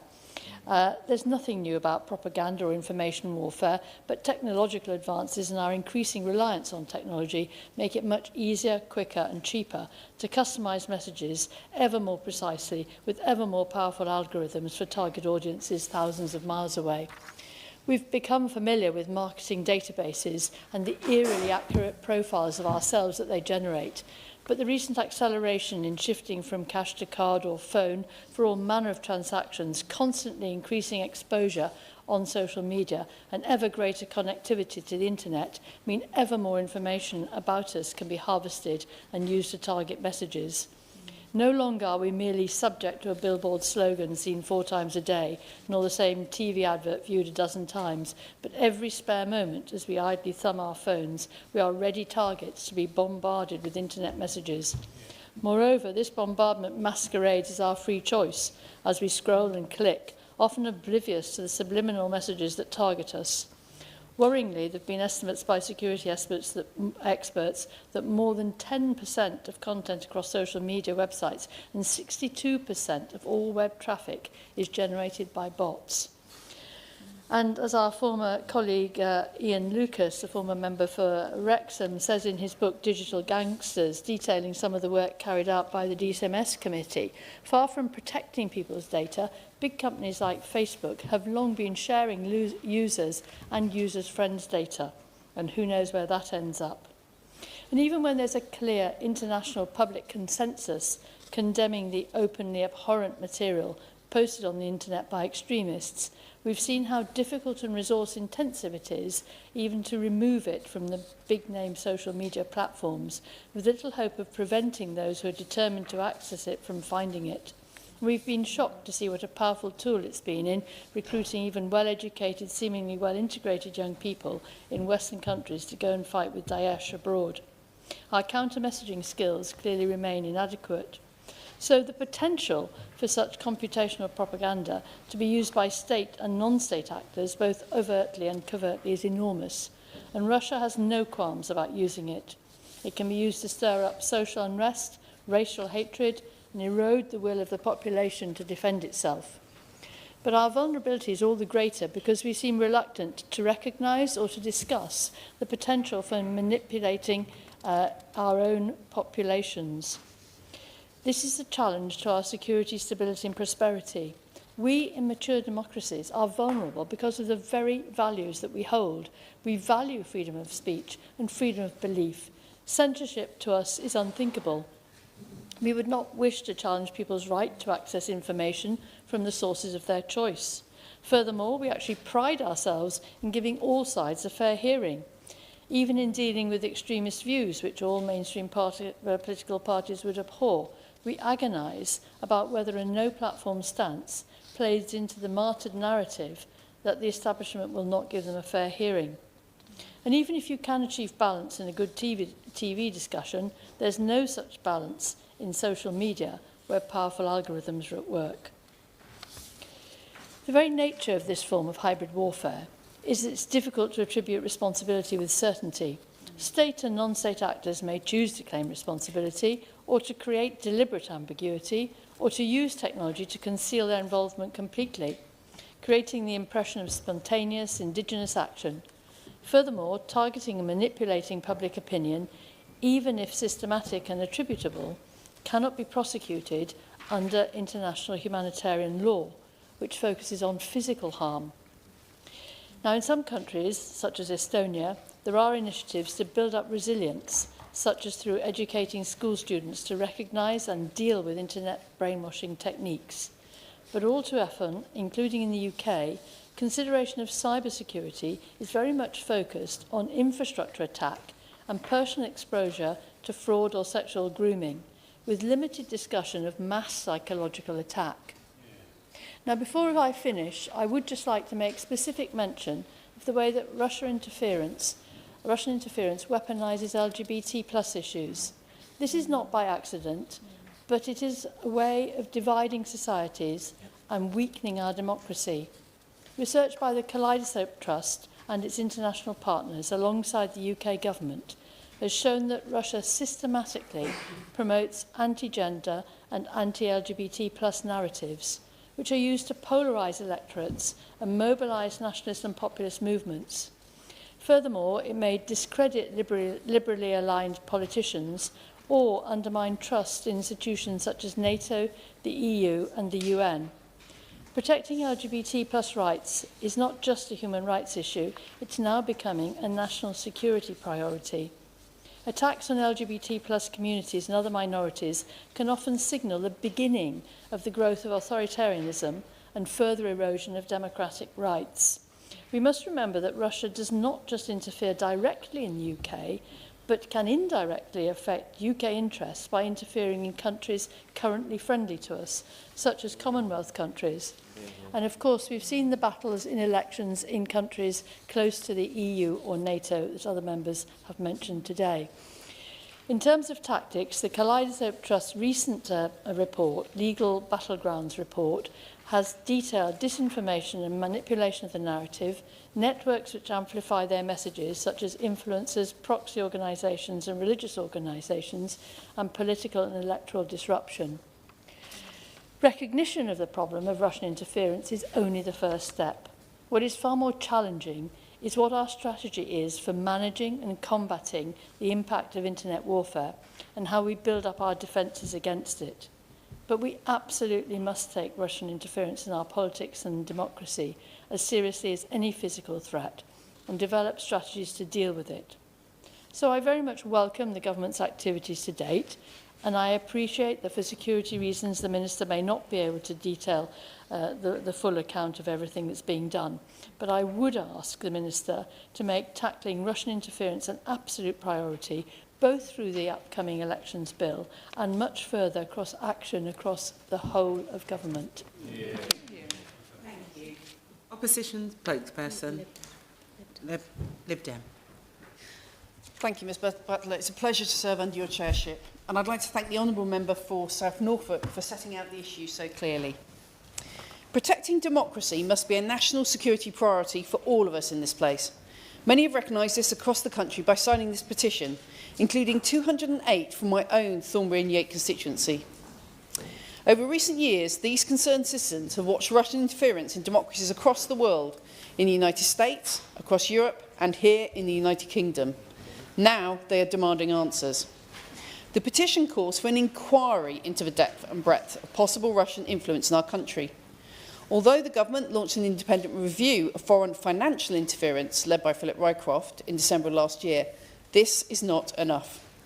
I welcome any scrutiny of foreign interference, but this review falls short of the transparency and information that the public deserves. We need a thorough and independent inquiry to understand fully the extent of foreign interference in the UK's political system. Parliament's Joint Committee on the National Security Strategy has previously warned that the UK has faced a sustained pattern of attempted interference from China, Russia, Iran and North Korea. This assessment was reinforced by the government's 2025 Strategic Defence Review, which concluded that the UK is subject to daily hostile activity, ranging from espionage and cyber attacks to manipulation of information. The review called Russia an immediate and pressing threat.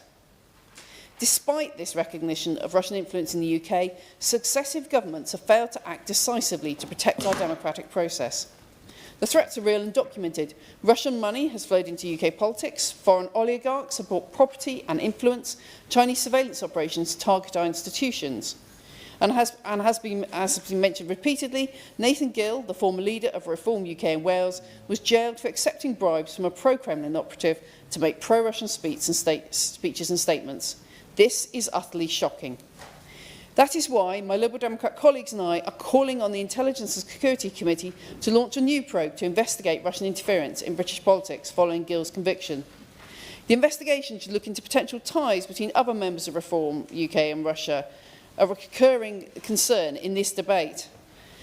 The Reform UK leader was previously paid to appear on Russia Today until it was banned in the UK, and once declared that Putin is the world leader he admires the most. We must move with urgency. The inquiry should be completed and laid before Parliament before the next general election, avoiding a repeat of the last Russia report, which the Conservative Party shamefully suppressed until after the country went to the polls.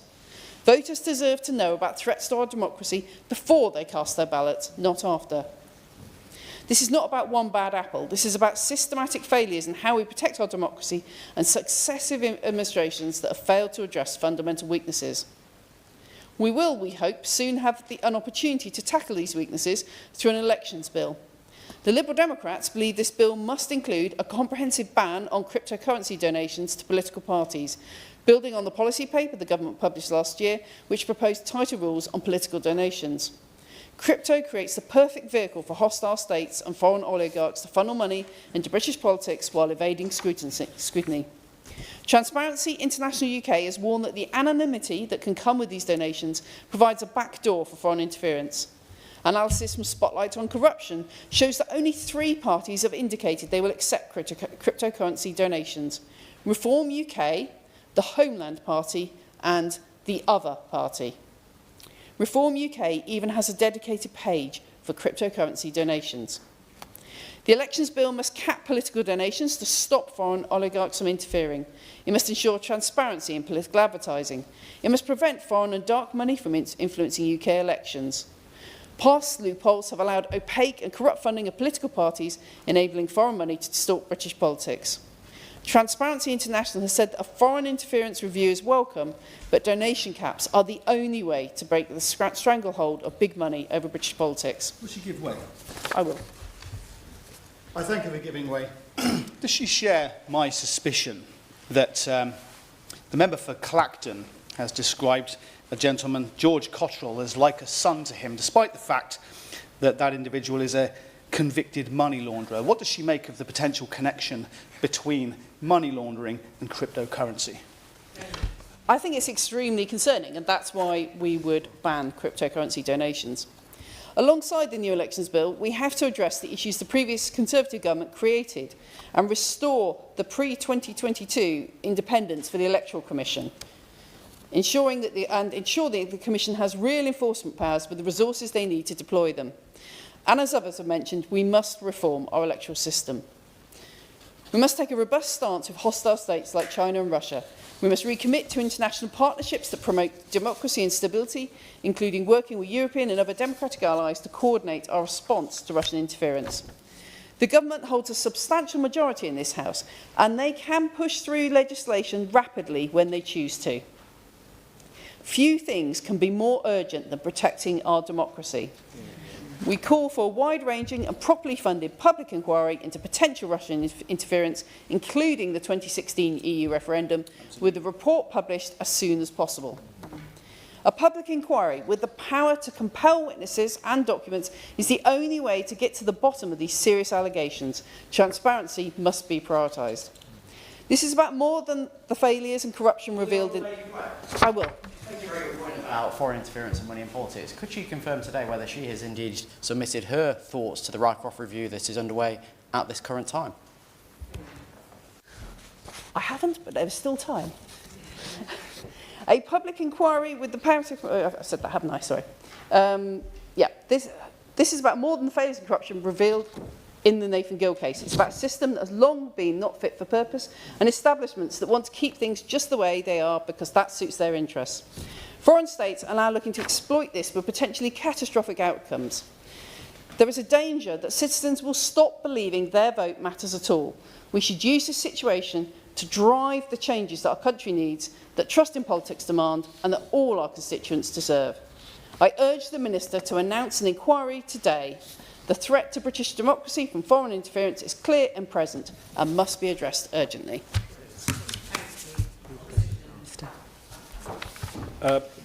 Thank you, Madam Chair. It's a pleasure to serve under your chairship, and I would like to thank the member for South Norfolk, who, on behalf of the Petitions Committee, has brought us all here to this House today. I would particularly like to thank the 114,000 petitioners who wrote saying that they would like a public inquiry into Russian involvement in British democracy. I think that the Nathan Gill case and this petition actually does us a much greater good, because it has flushed out and given us the chance to shine a light on something which is way bigger than Nathan Gill, and that is the extent to which the Russians are attempting to infiltrate. I do also want to thank a number of speakers. Of course, I'll give way to my honourable friend. By Madam Chair, as in relation to Russia's influence, and in particular I want to mention about Russia's abuse and disregard for lives. I think of human rights, I think of persecution of religious minorities. I can give some examples of those right away, but I know that those of us who have stood up to condemn Russia for what they've done, have found ourselves being not allowed to travel to Russia. I'm not particularly worried. I'll never be in Russia anyway, but that's by the way. But the point I'm trying to make is this. 4 Baptist pastors in Ukraine, in the Donbass region, they went missing, kidnapped, believed dead. Just as examples of what Russia's disregard for human rights, for religious persecution, for Christians, for those who have values in life. Does he agree when it comes to condemning Russia? We don't just condemn them for the issues that the Honourable Gentleman said, we condemn them as well for their abuse of human rights, for their persecution of religious minorities, and for their disregard for human life. It's difficult to know where to draw the line in our condemnation of Russian activity, but he makes a very powerful point. He could also have mentioned the theft and the indoctrination of those thousands of children. I'm sure that the whole House speaks as one when condemning activities such as that. The member for Kensington and Bayswater, who never misses an opportunity to raise the Abramovich billions. The member for North Herefordshire, who in a debate on Russian influence cleverly weaved in second jobs and electoral reform, which she normally adds to most of her speeches.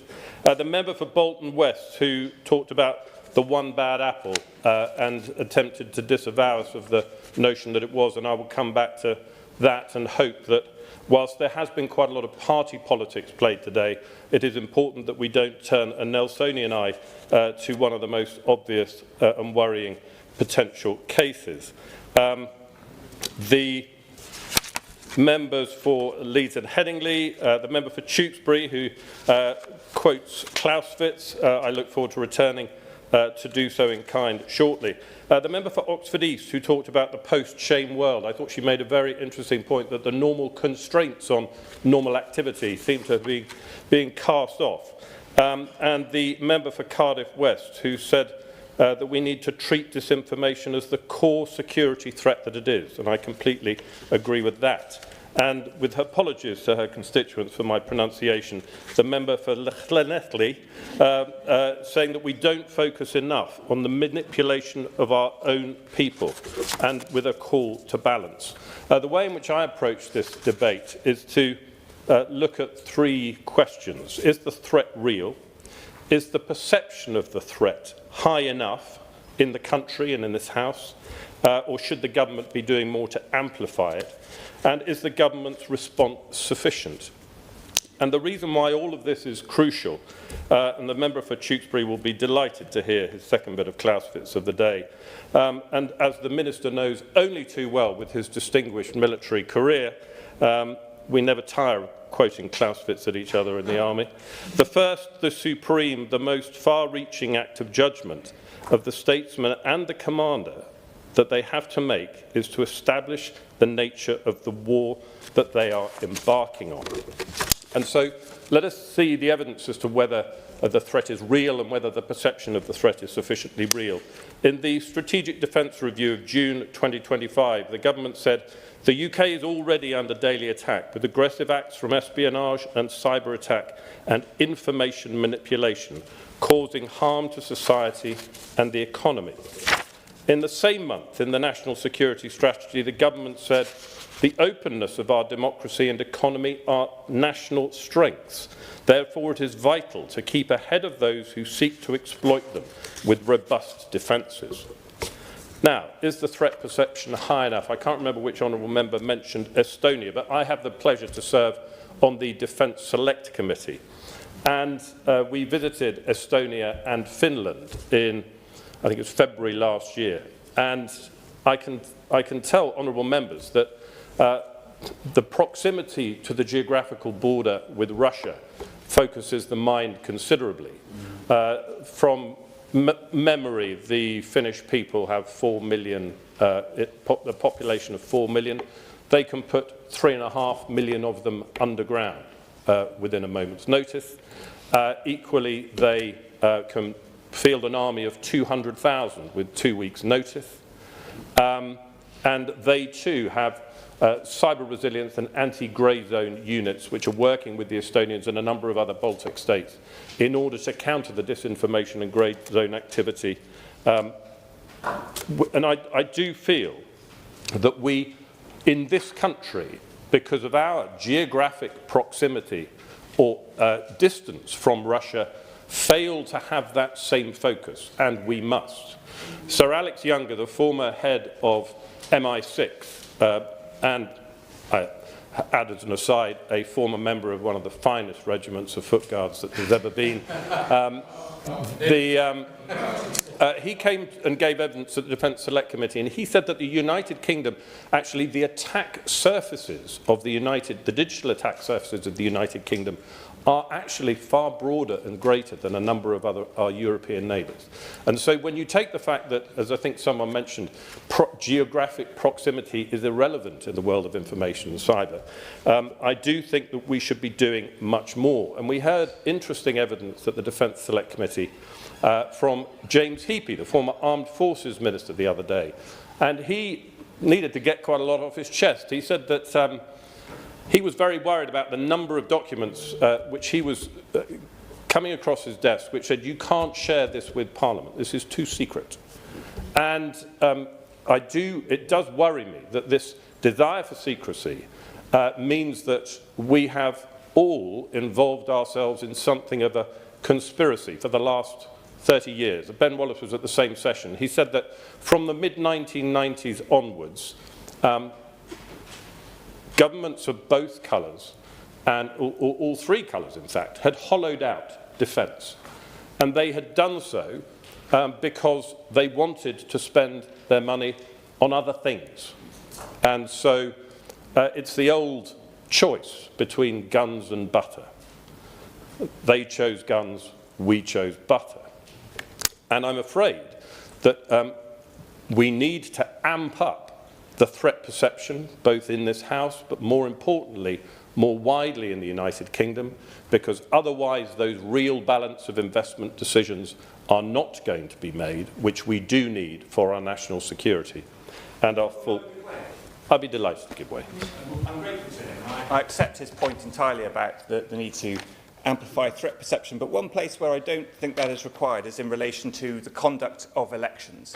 The Intelligence and Security Committee Russia report talks in 2020 about the mechanics of the UK's voting system being deemed largely sound, with the use of a highly dispersed paper-based voting and counting system making any significant interference difficult. Does he share my view that interference in the conduct of an election is less of a threat when elections here in the UK involve pencils and ballot papers in village and town halls? I thank the honourable member for his intervention. I think it's important to look at elections to the left of the ballot box, because it's not just about going down with your polling card and your ID and putting a tick in a box. You have to be, and I think it's the member for Llanelli said it best when she said, we need to be much more alive to the fact that we are being manipulated and manoeuvred by information, disinformation. And so, yeah, pens and paper, pencils and paper, it's sure, but it's a way more sophisticated game that's going on here, and it's a pretty terrifying one. So I come back to my theme of amping up the threat perception, because I personally believe that we need to rearm very quickly.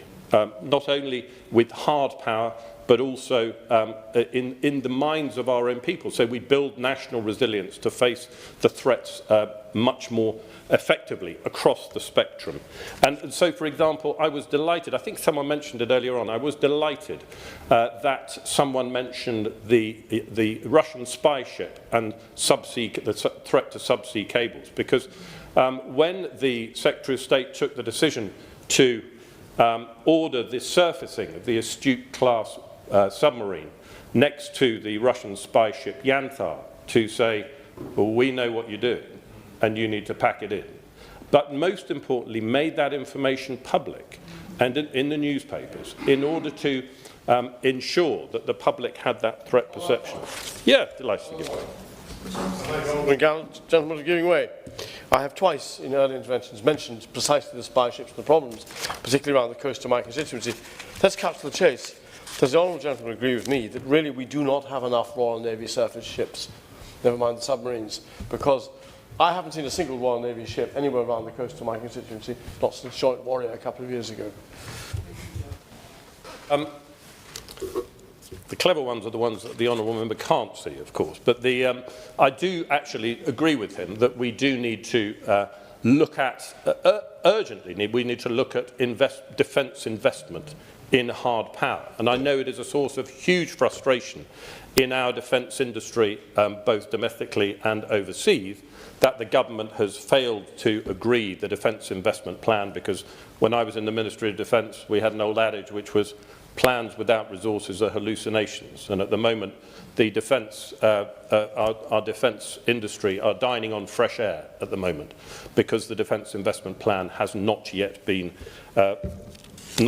mentioned. So I do want to just mention, and we have got time, so I'm going to indulge the chair. I do just want to mention this Nelsonian eye. Honourable members will remember in, I think, September last year, when the British ambassador to America, the United States of America, was sacked, and the member for Pocklington and Goole secured an emergency debate, and many, I'm sure, spoke in it. I raised this point in September last year. Since December last year, our ambassador in Washington has been potentially subject to leverage and blackmail because someone, and we don't know who, had politically fatal compromat on Lord Mandelson throughout his whole time in office. I'm amazed that the Foreign Office has not gone into full lockdown and damage limitation mode, having found out that Lord Mandelson could have been being blackmailed this entire time. If it had turned out that he had been an agent of a foreign state, the Foreign Office would have done all of that. All that it knows is that someone, and we don't know who, had politically fatal compromat on him that whole time. Now, the minister didn't, in his summing, it was a Foreign Office minister, didn't respond to that request or suggestion that they turn Peter Mandelson inside out once they realised that. I suspect that the events of the last week actually might mean that one or two government ministers wish they had heeded that advice at the time, and they may have saved themselves some problems. Last week, members who were in the chamber will have also heard the point of order by the member for Pocklington and Goole and Pocklington. He said, on a point of order, Mr. Speaker, today's Opposition Day debate will focus on Mandelson and his relationship with the paedophile Jeffrey Epstein. However, it will not cover his relationship with another alleged paedophile, murderer, gangster, specialist in bribery and corruption, and Putin favourite, Oleg Deripaska. That relationship may be just as bad as the one he had with Epstein. As European Trade Commissioner, Mandelson made decisions favouring Deripaska's company by $200 million a year. Mandelson avoided proper investigation by lying about the timing of his relationship with Deripaska. How can we find out what investigations were carried out before Gordon Brown and his government appointed Mandelson as a minister? Do you agree that this House needs that information? And we all know how Wednesday played out after that. Lastly, on the other actions that the government is taking in preparation for this debate, I did look at the government statement that the cyber security bill, which was started in the back end of last year, would require organisations in critical sectors to go further, to further protect their IT systems. I have to tell the Minister, I'm on the Bill Committee for that bill. It does no such thing. All it does is say that various providers from various sectors have to report after the event. It says nothing about making them more secure. I'll just leave with the Minister with a couple of questions. Is it doing enough cross-government to raise the threat perception in the nation? What is the government's policy on political donations being made in cryptocurrency? And how has the government changed electoral law to keep pace with a quickly evolving threat? I thank the Minister in advance for his remarks and for the House for its indulgence, and I end my remarks there. Thank you. Minister. Thank you. It's a pleasure to serve under your chairship, Madam Chair. And let me begin by thanking my honourable friend, the member for South Norfolk, for introducing this debate. I think he did an excellent job of providing the context that we need in order to have a very good discussion. And I think the House owes him a service for the work that he has done. I also want to take the opportunity to extend my gratitude to all of those honourable members who've spoken, and I'll try and reflect on their comments in just a moment. But I also, as others have done, want to extend the government's gratitude to all of those who signed the petition who's brought us here today. Yeah. Now, I think this has been a good, timely and useful debate, and it does provide an important opportunity to strengthen awareness of the threat and to signal the resolve that I know exists across this House in terms of confronting the work being done by Russian threat actors. Now, this government, as I hope any government's first duty would be, is to keep the country safe. And we're absolutely committed to taking all necessary measures to expose and disrupt any attempt to interfere with our sovereign affairs. That's why, on the 18th of October last year, I set out the government's counter-political interference and espionage action plan to ensure that our democracy is the hardest possible target for foreign threat actors. And just last Thursday, I joined the Director General of MI5 and the Chief Executive of the National Cyber Security Centre in briefing the Chief Executives of the UK political parties on the developing threat picture. And on Wednesday of last week, I joined the Skills Minister and again the Director Generals of MI5 and the NCSC in hosting nearly 100 representatives from universities and sector bodies to discuss the risks they face from foreign interference. And I'm pleased to be able to announce today that the government will invest £3 million over the next 3 years to support the higher education sector to strengthen their resilience. Now, this will include setting up a new foreign interference reporting route for UK universities and co-designing best practice guidance that will help universities to make proportionate, risk-based decisions on the threats that they are exposed to. We will also be considering the role of think tanks, and the honourable gentleman specifically referenced them, as part of this work, given they will share many of the same interference risks. Now, this e-petition calls for a public inquiry into Russian influence in UK democracy, and as the Security Minister, I'm very proud to have the opportunity to work very closely with our intelligence and security agencies who are working tirelessly to monitor and disrupt Russian threats to UK politics. These threats range from cyber espionage operations targeting sensitive or classified information, to divisive information operations, to attempts to influence UK policy making through bribery and coercion, as we've seen with the shocking case of Nathan Gill. It will, of course, and I know that honourable members will understand this, but it will not always be appropriate for the government and for our intelligence agencies to publicly reveal the extent of our understanding of Russian operations due to the obvious importance of protecting the sources of that information and maintaining a competitive advantage over our adversaries. However, the UK government continues to work tirelessly alongside our allies to expose Russian cyber threats and information operations targeting democracy in the UK and worldwide.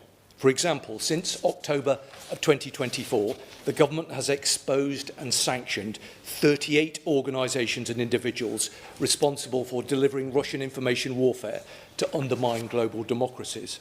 And the guidance that the National Protective Security Agency published in October also specifically highlighted the full range of vectors and tactics that foreign actors, including Russia, are using to target individuals working in UK politics.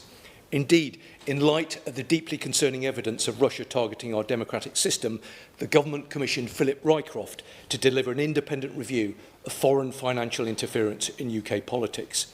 The review will primarily focus on foreign interference via funding, because that is an area of particular concern. However, Philip Rycroft has been provided with a threat briefing that covers the full range of vectors used by states to target UK politics to inform his recommendations.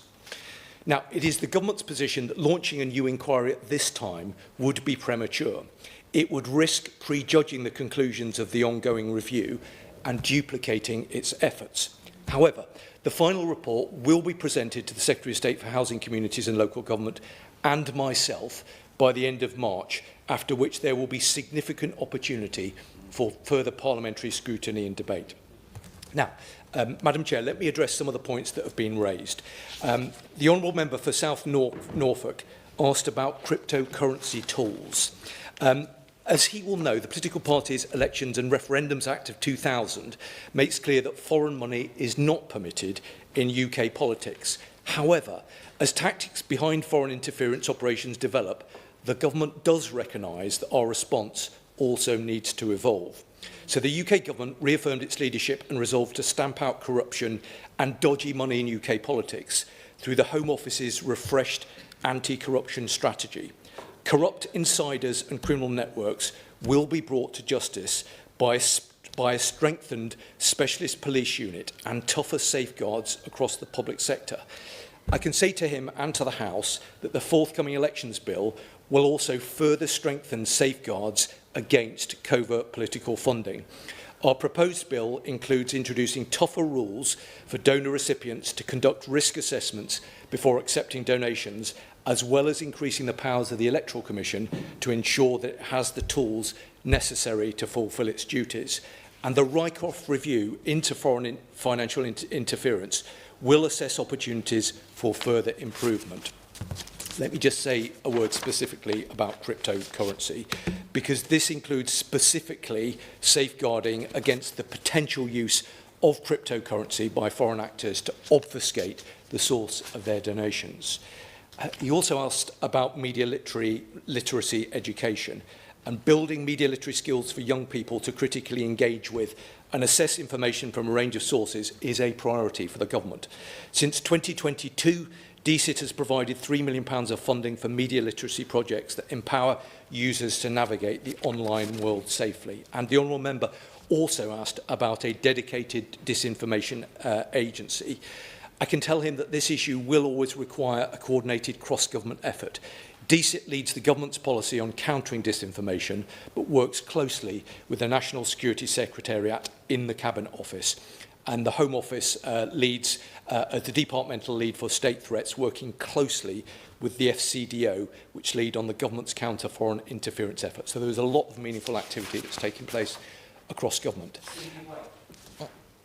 The Honourable Member has only just entered the chamber, but in an act of generosity, I will give way. He's very generous. I've just actually come from the Joint Committee on National Security Strategy, where we're looking at these issues in the Defending Democracy inquiry that we're doing. And the Minister has been in front of that inquiry.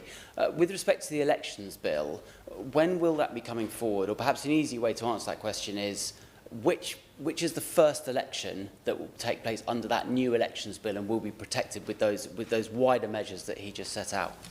Okay, well, I'm grateful to the Honourable Member for his intervention and for the important work that he's doing on his committee. I really welcome the scrutiny that they provide, and I give him an assurance of the seriousness with which we take these matters. I think you will have heard the comments that I made specifically about the Rycroft review. The scheduling of the Rycroft review has been designed to ensure that it reports by the end of March in order to inform further legislation. And it's not for me as a security minister, it's very much a matter for the Leader of the House to talk about the scheduling of further legislation. But he will know that that is a piece of legislation that is being led by MHCLG, working closely with colleagues across government. But I think I owe him a response to the important point that he made about when these legislative tools will impact on our evolving democratic process. I can give him an absolute assurance that working through the Defending Democracy Task Force, which I chair, we have done a lot of work in this Parliament already to ensure that the elections that will be taking place in May of this year, whether they are in Wales, Scotland or in England, and also of course there'll be elections taking place in Northern Ireland in 2027, are the local institutions in those areas are as best prepared as they possibly can be, and there is very close working relationship taking place at the moment between central government here and the devolved institutions to make sure that those elections are as free and as reasonably and fairly contested as they possibly can be. Let me, with your permission, Madam Chair, turn to some of the other contributions that have been made.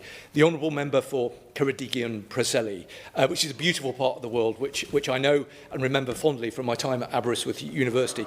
He rightly and entirely reasonably urged the government to act at pace and not to waste any time. And I can repeat the point I've just made about the Rycroft review. We'll report by the end of March in order to inform the legislative agenda, including the elections bill. But again, I give him the same assurance that the elections that will be taking place in Wales are a part of a process being led by the Defending Democracy Task Force to make sure that all of those elections and all of those devolved institutions have the support they need to ensure that those elections take place in the way that we would all want to see them. And I'm working very closely with colleagues in Wales to ensure that that is the case. The Honourable Member for Kensington and Bayswater, he speaks with great authority on these matters, and I'm very grateful for all of the work that he's done, including through the all-party parliamentary group. He spoke rightly about the important use of sanctions. Now, I know that he will understand that it would be unwise of me from this dispatch box to signal further intent with regard to these matters, but I know that he will have heard that the words that the Prime Minister spoke just recently, and let me reiterate those.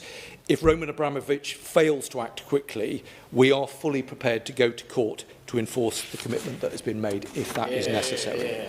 Now, the Honourable Member for North Herefordshire, she raised a number of points, including specific concerns about the conduct of reform, but also concerns about the EU referendum that took place back in 2016.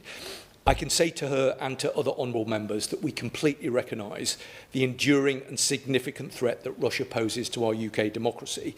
And of course, we are absolutely committed to ensuring that we are as well protected to all forms of foreign interference. That's why we're doing work through the Defending Democracy Task Force. That's why I launched the government's counter-political interference and espionage action plan before Christmas. And that's why we've now commissioned an independent review into foreign financial interference in her UK politics. She did specifically mention, I think, the ISC.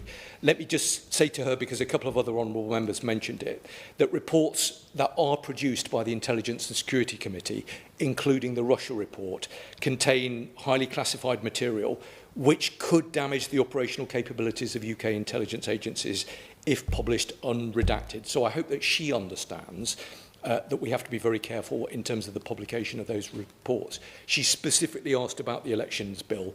I know that she will understand that it is an MHCLG lead, but this does provide, I think, a very important opportunity to strengthen our legislative response to the threats that we face, and we very much welcome her contribution to that process.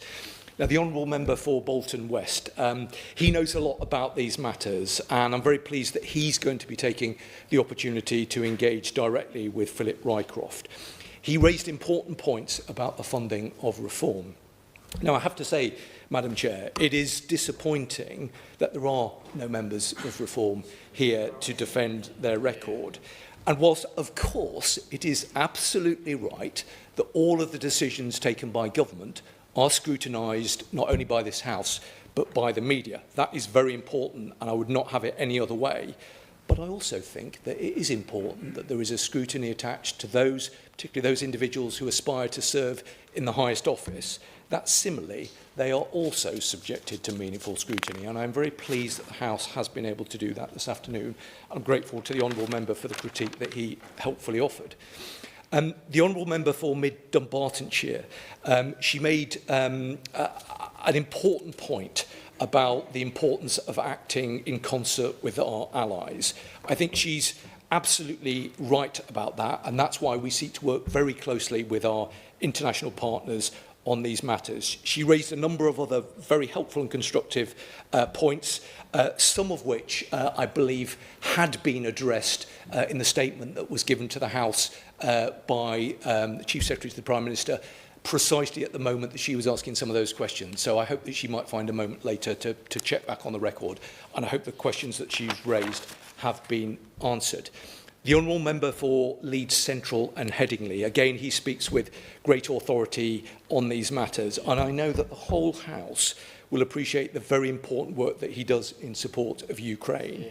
And I know that the whole House will understand the vital importance of the work that he does and ensuring that our friends and allies in Ukraine prevail against their struggle with Putin's illegal invasion.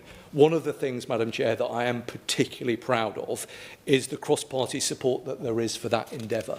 And I'm very grateful to the Honourable Member for the leadership role that he has played in that regard. The Honourable Member for Tewkesbury was the first, but not the only member to quote Clausewitz, and I particularly enjoyed the reference that he offered. Like other members, honourable members, he raised deeply concerning points about reform. And again, Madam Chair, I have to say it speaks volumes that not one member, not even one of their more keenly recently recruited members, are here to respond. And I think that that is a great shame.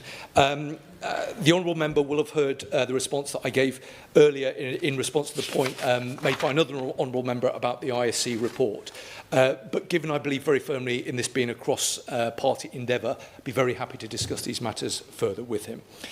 The Right Honourable Member for Oxford East, I thought, made an excellent contribution. She made a very good point about bots, and she was right to specifically raise activity in Moldova. And she's also right to assert the need to ensure that our legislative framework and our wider response is geared to the nature of the threat that we face now and not in the past. I give her an assurance of how seriously the government takes these matters, and I was particularly pleased to hear her mention the importance of cyber. She will know that the government has brought forward the Cyber Security Action Plan. I heard the comment from the Honourable and Gallant member just a moment ago, and I will take that away. I hope that she's also aware of the work that's taking place, led by the Cabinet Office, on the production of a national cyber action plan. She's, I know, very proud to represent one of our country's finest universities, and she nodded to the particular challenge that's been experienced recently around lawfare. That is a point that is very well made, and I'm grateful for her welcoming of the new reporting route that the government has announced, which is an initial step. And I should say that we are working towards developing a more proactive advisory service alongside training to support the higher education sector using the new money that we've identified. But I'm very grateful for the contribution that she made. The Honourable Member for Cardiff West, again, I very much agreed with the analysis and the points that he made. I think it is telling that we've heard from a number of members from Wales, and he emphasised the impact of Nathan Gill's treachery, which cannot be underestimated. I can assure him, and I know that he's raised this on a number of occasions previously, but I can assure him again that the work this government leads through the Defending Democracy Task Force is aligned with our devolved institutions, who, as we have seen in recent times, not least in the case of Nathan Gill, are just as much on the front line as those of us in this place. He made some important points about the Elections Bill, and of course, I agree with the important points that he made about NATO. I will give way. I'm grateful to the Minister for giving way on that point. Is he aware that, as a result of actions by the Scottish and Welsh governments, a loophole has been created whereby people living in Wales and Scotland can now make unlimited political donations to any political party or politician? And is that something that's going to be addressed by the government? I think the Honourable and Gallant member makes an important point, and I hope that Mr Rycroft is listening, because I think that is something that he will want to consider. But I give him an assurance that I will take it away and look at it as well. The Honourable member for Nethley made a number of really important points. She's right. There is nothing new about propaganda and the use of it. But she's also right about the information age that we are now living through. I'm pleased that she mentioned Ian Lucas's book, and I'm grateful for the other points that she raised, including what I thought was a very important point about support for members of the LGBT+ community. And I'm very grateful for her raising that point, and I can assure her of the priority with which we attach to the issues that she raised. I'm also very grateful for the contribution made by the Lib Dem frontbench spokesperson.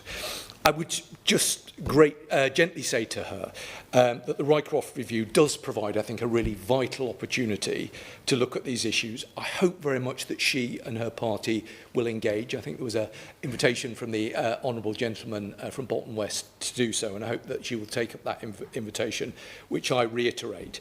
I say that because I think it is very important that where we can, we seek to maintain a cross-party consensus on these issues, which is precisely why along with the Director General of MI5 just the other day, I briefed the political parties on these matters, including her own, and I hope that we can keep the conversation going.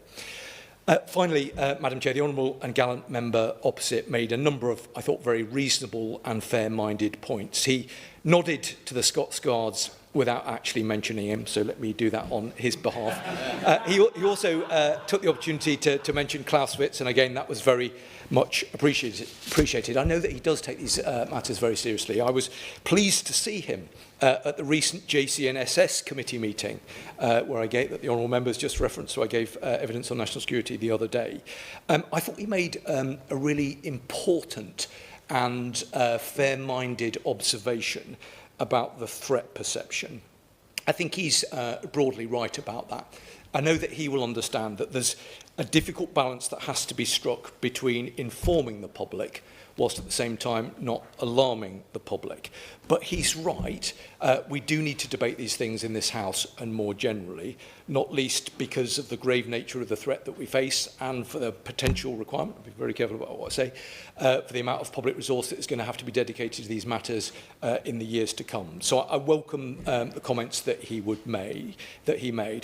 I hope that he would agree, and I think that he would, that these most important matters are ones that we should work collaboratively across the House on.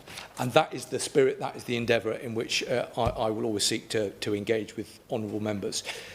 Madam Chair, to conclude, the threats that the UK and our allies face are immediate and evolving. And Russia views our democratic openness as a vulnerability to be exploited. Through the government's counter-political interference and espionage action plan, we are equipping everyone, from local councillors to parliamentary staff, with the tools they need to help disrupt and detect foreign espionage activity wherever we find it. This government's clear commitment to upholding and restoring trust in standards and integrity in public life are not merely bureaucratic pledges. They are a vital line of defence, ensuring that the UK is not a permissive environment for foreign interference and safeguarding the sovereignty of our democratic future.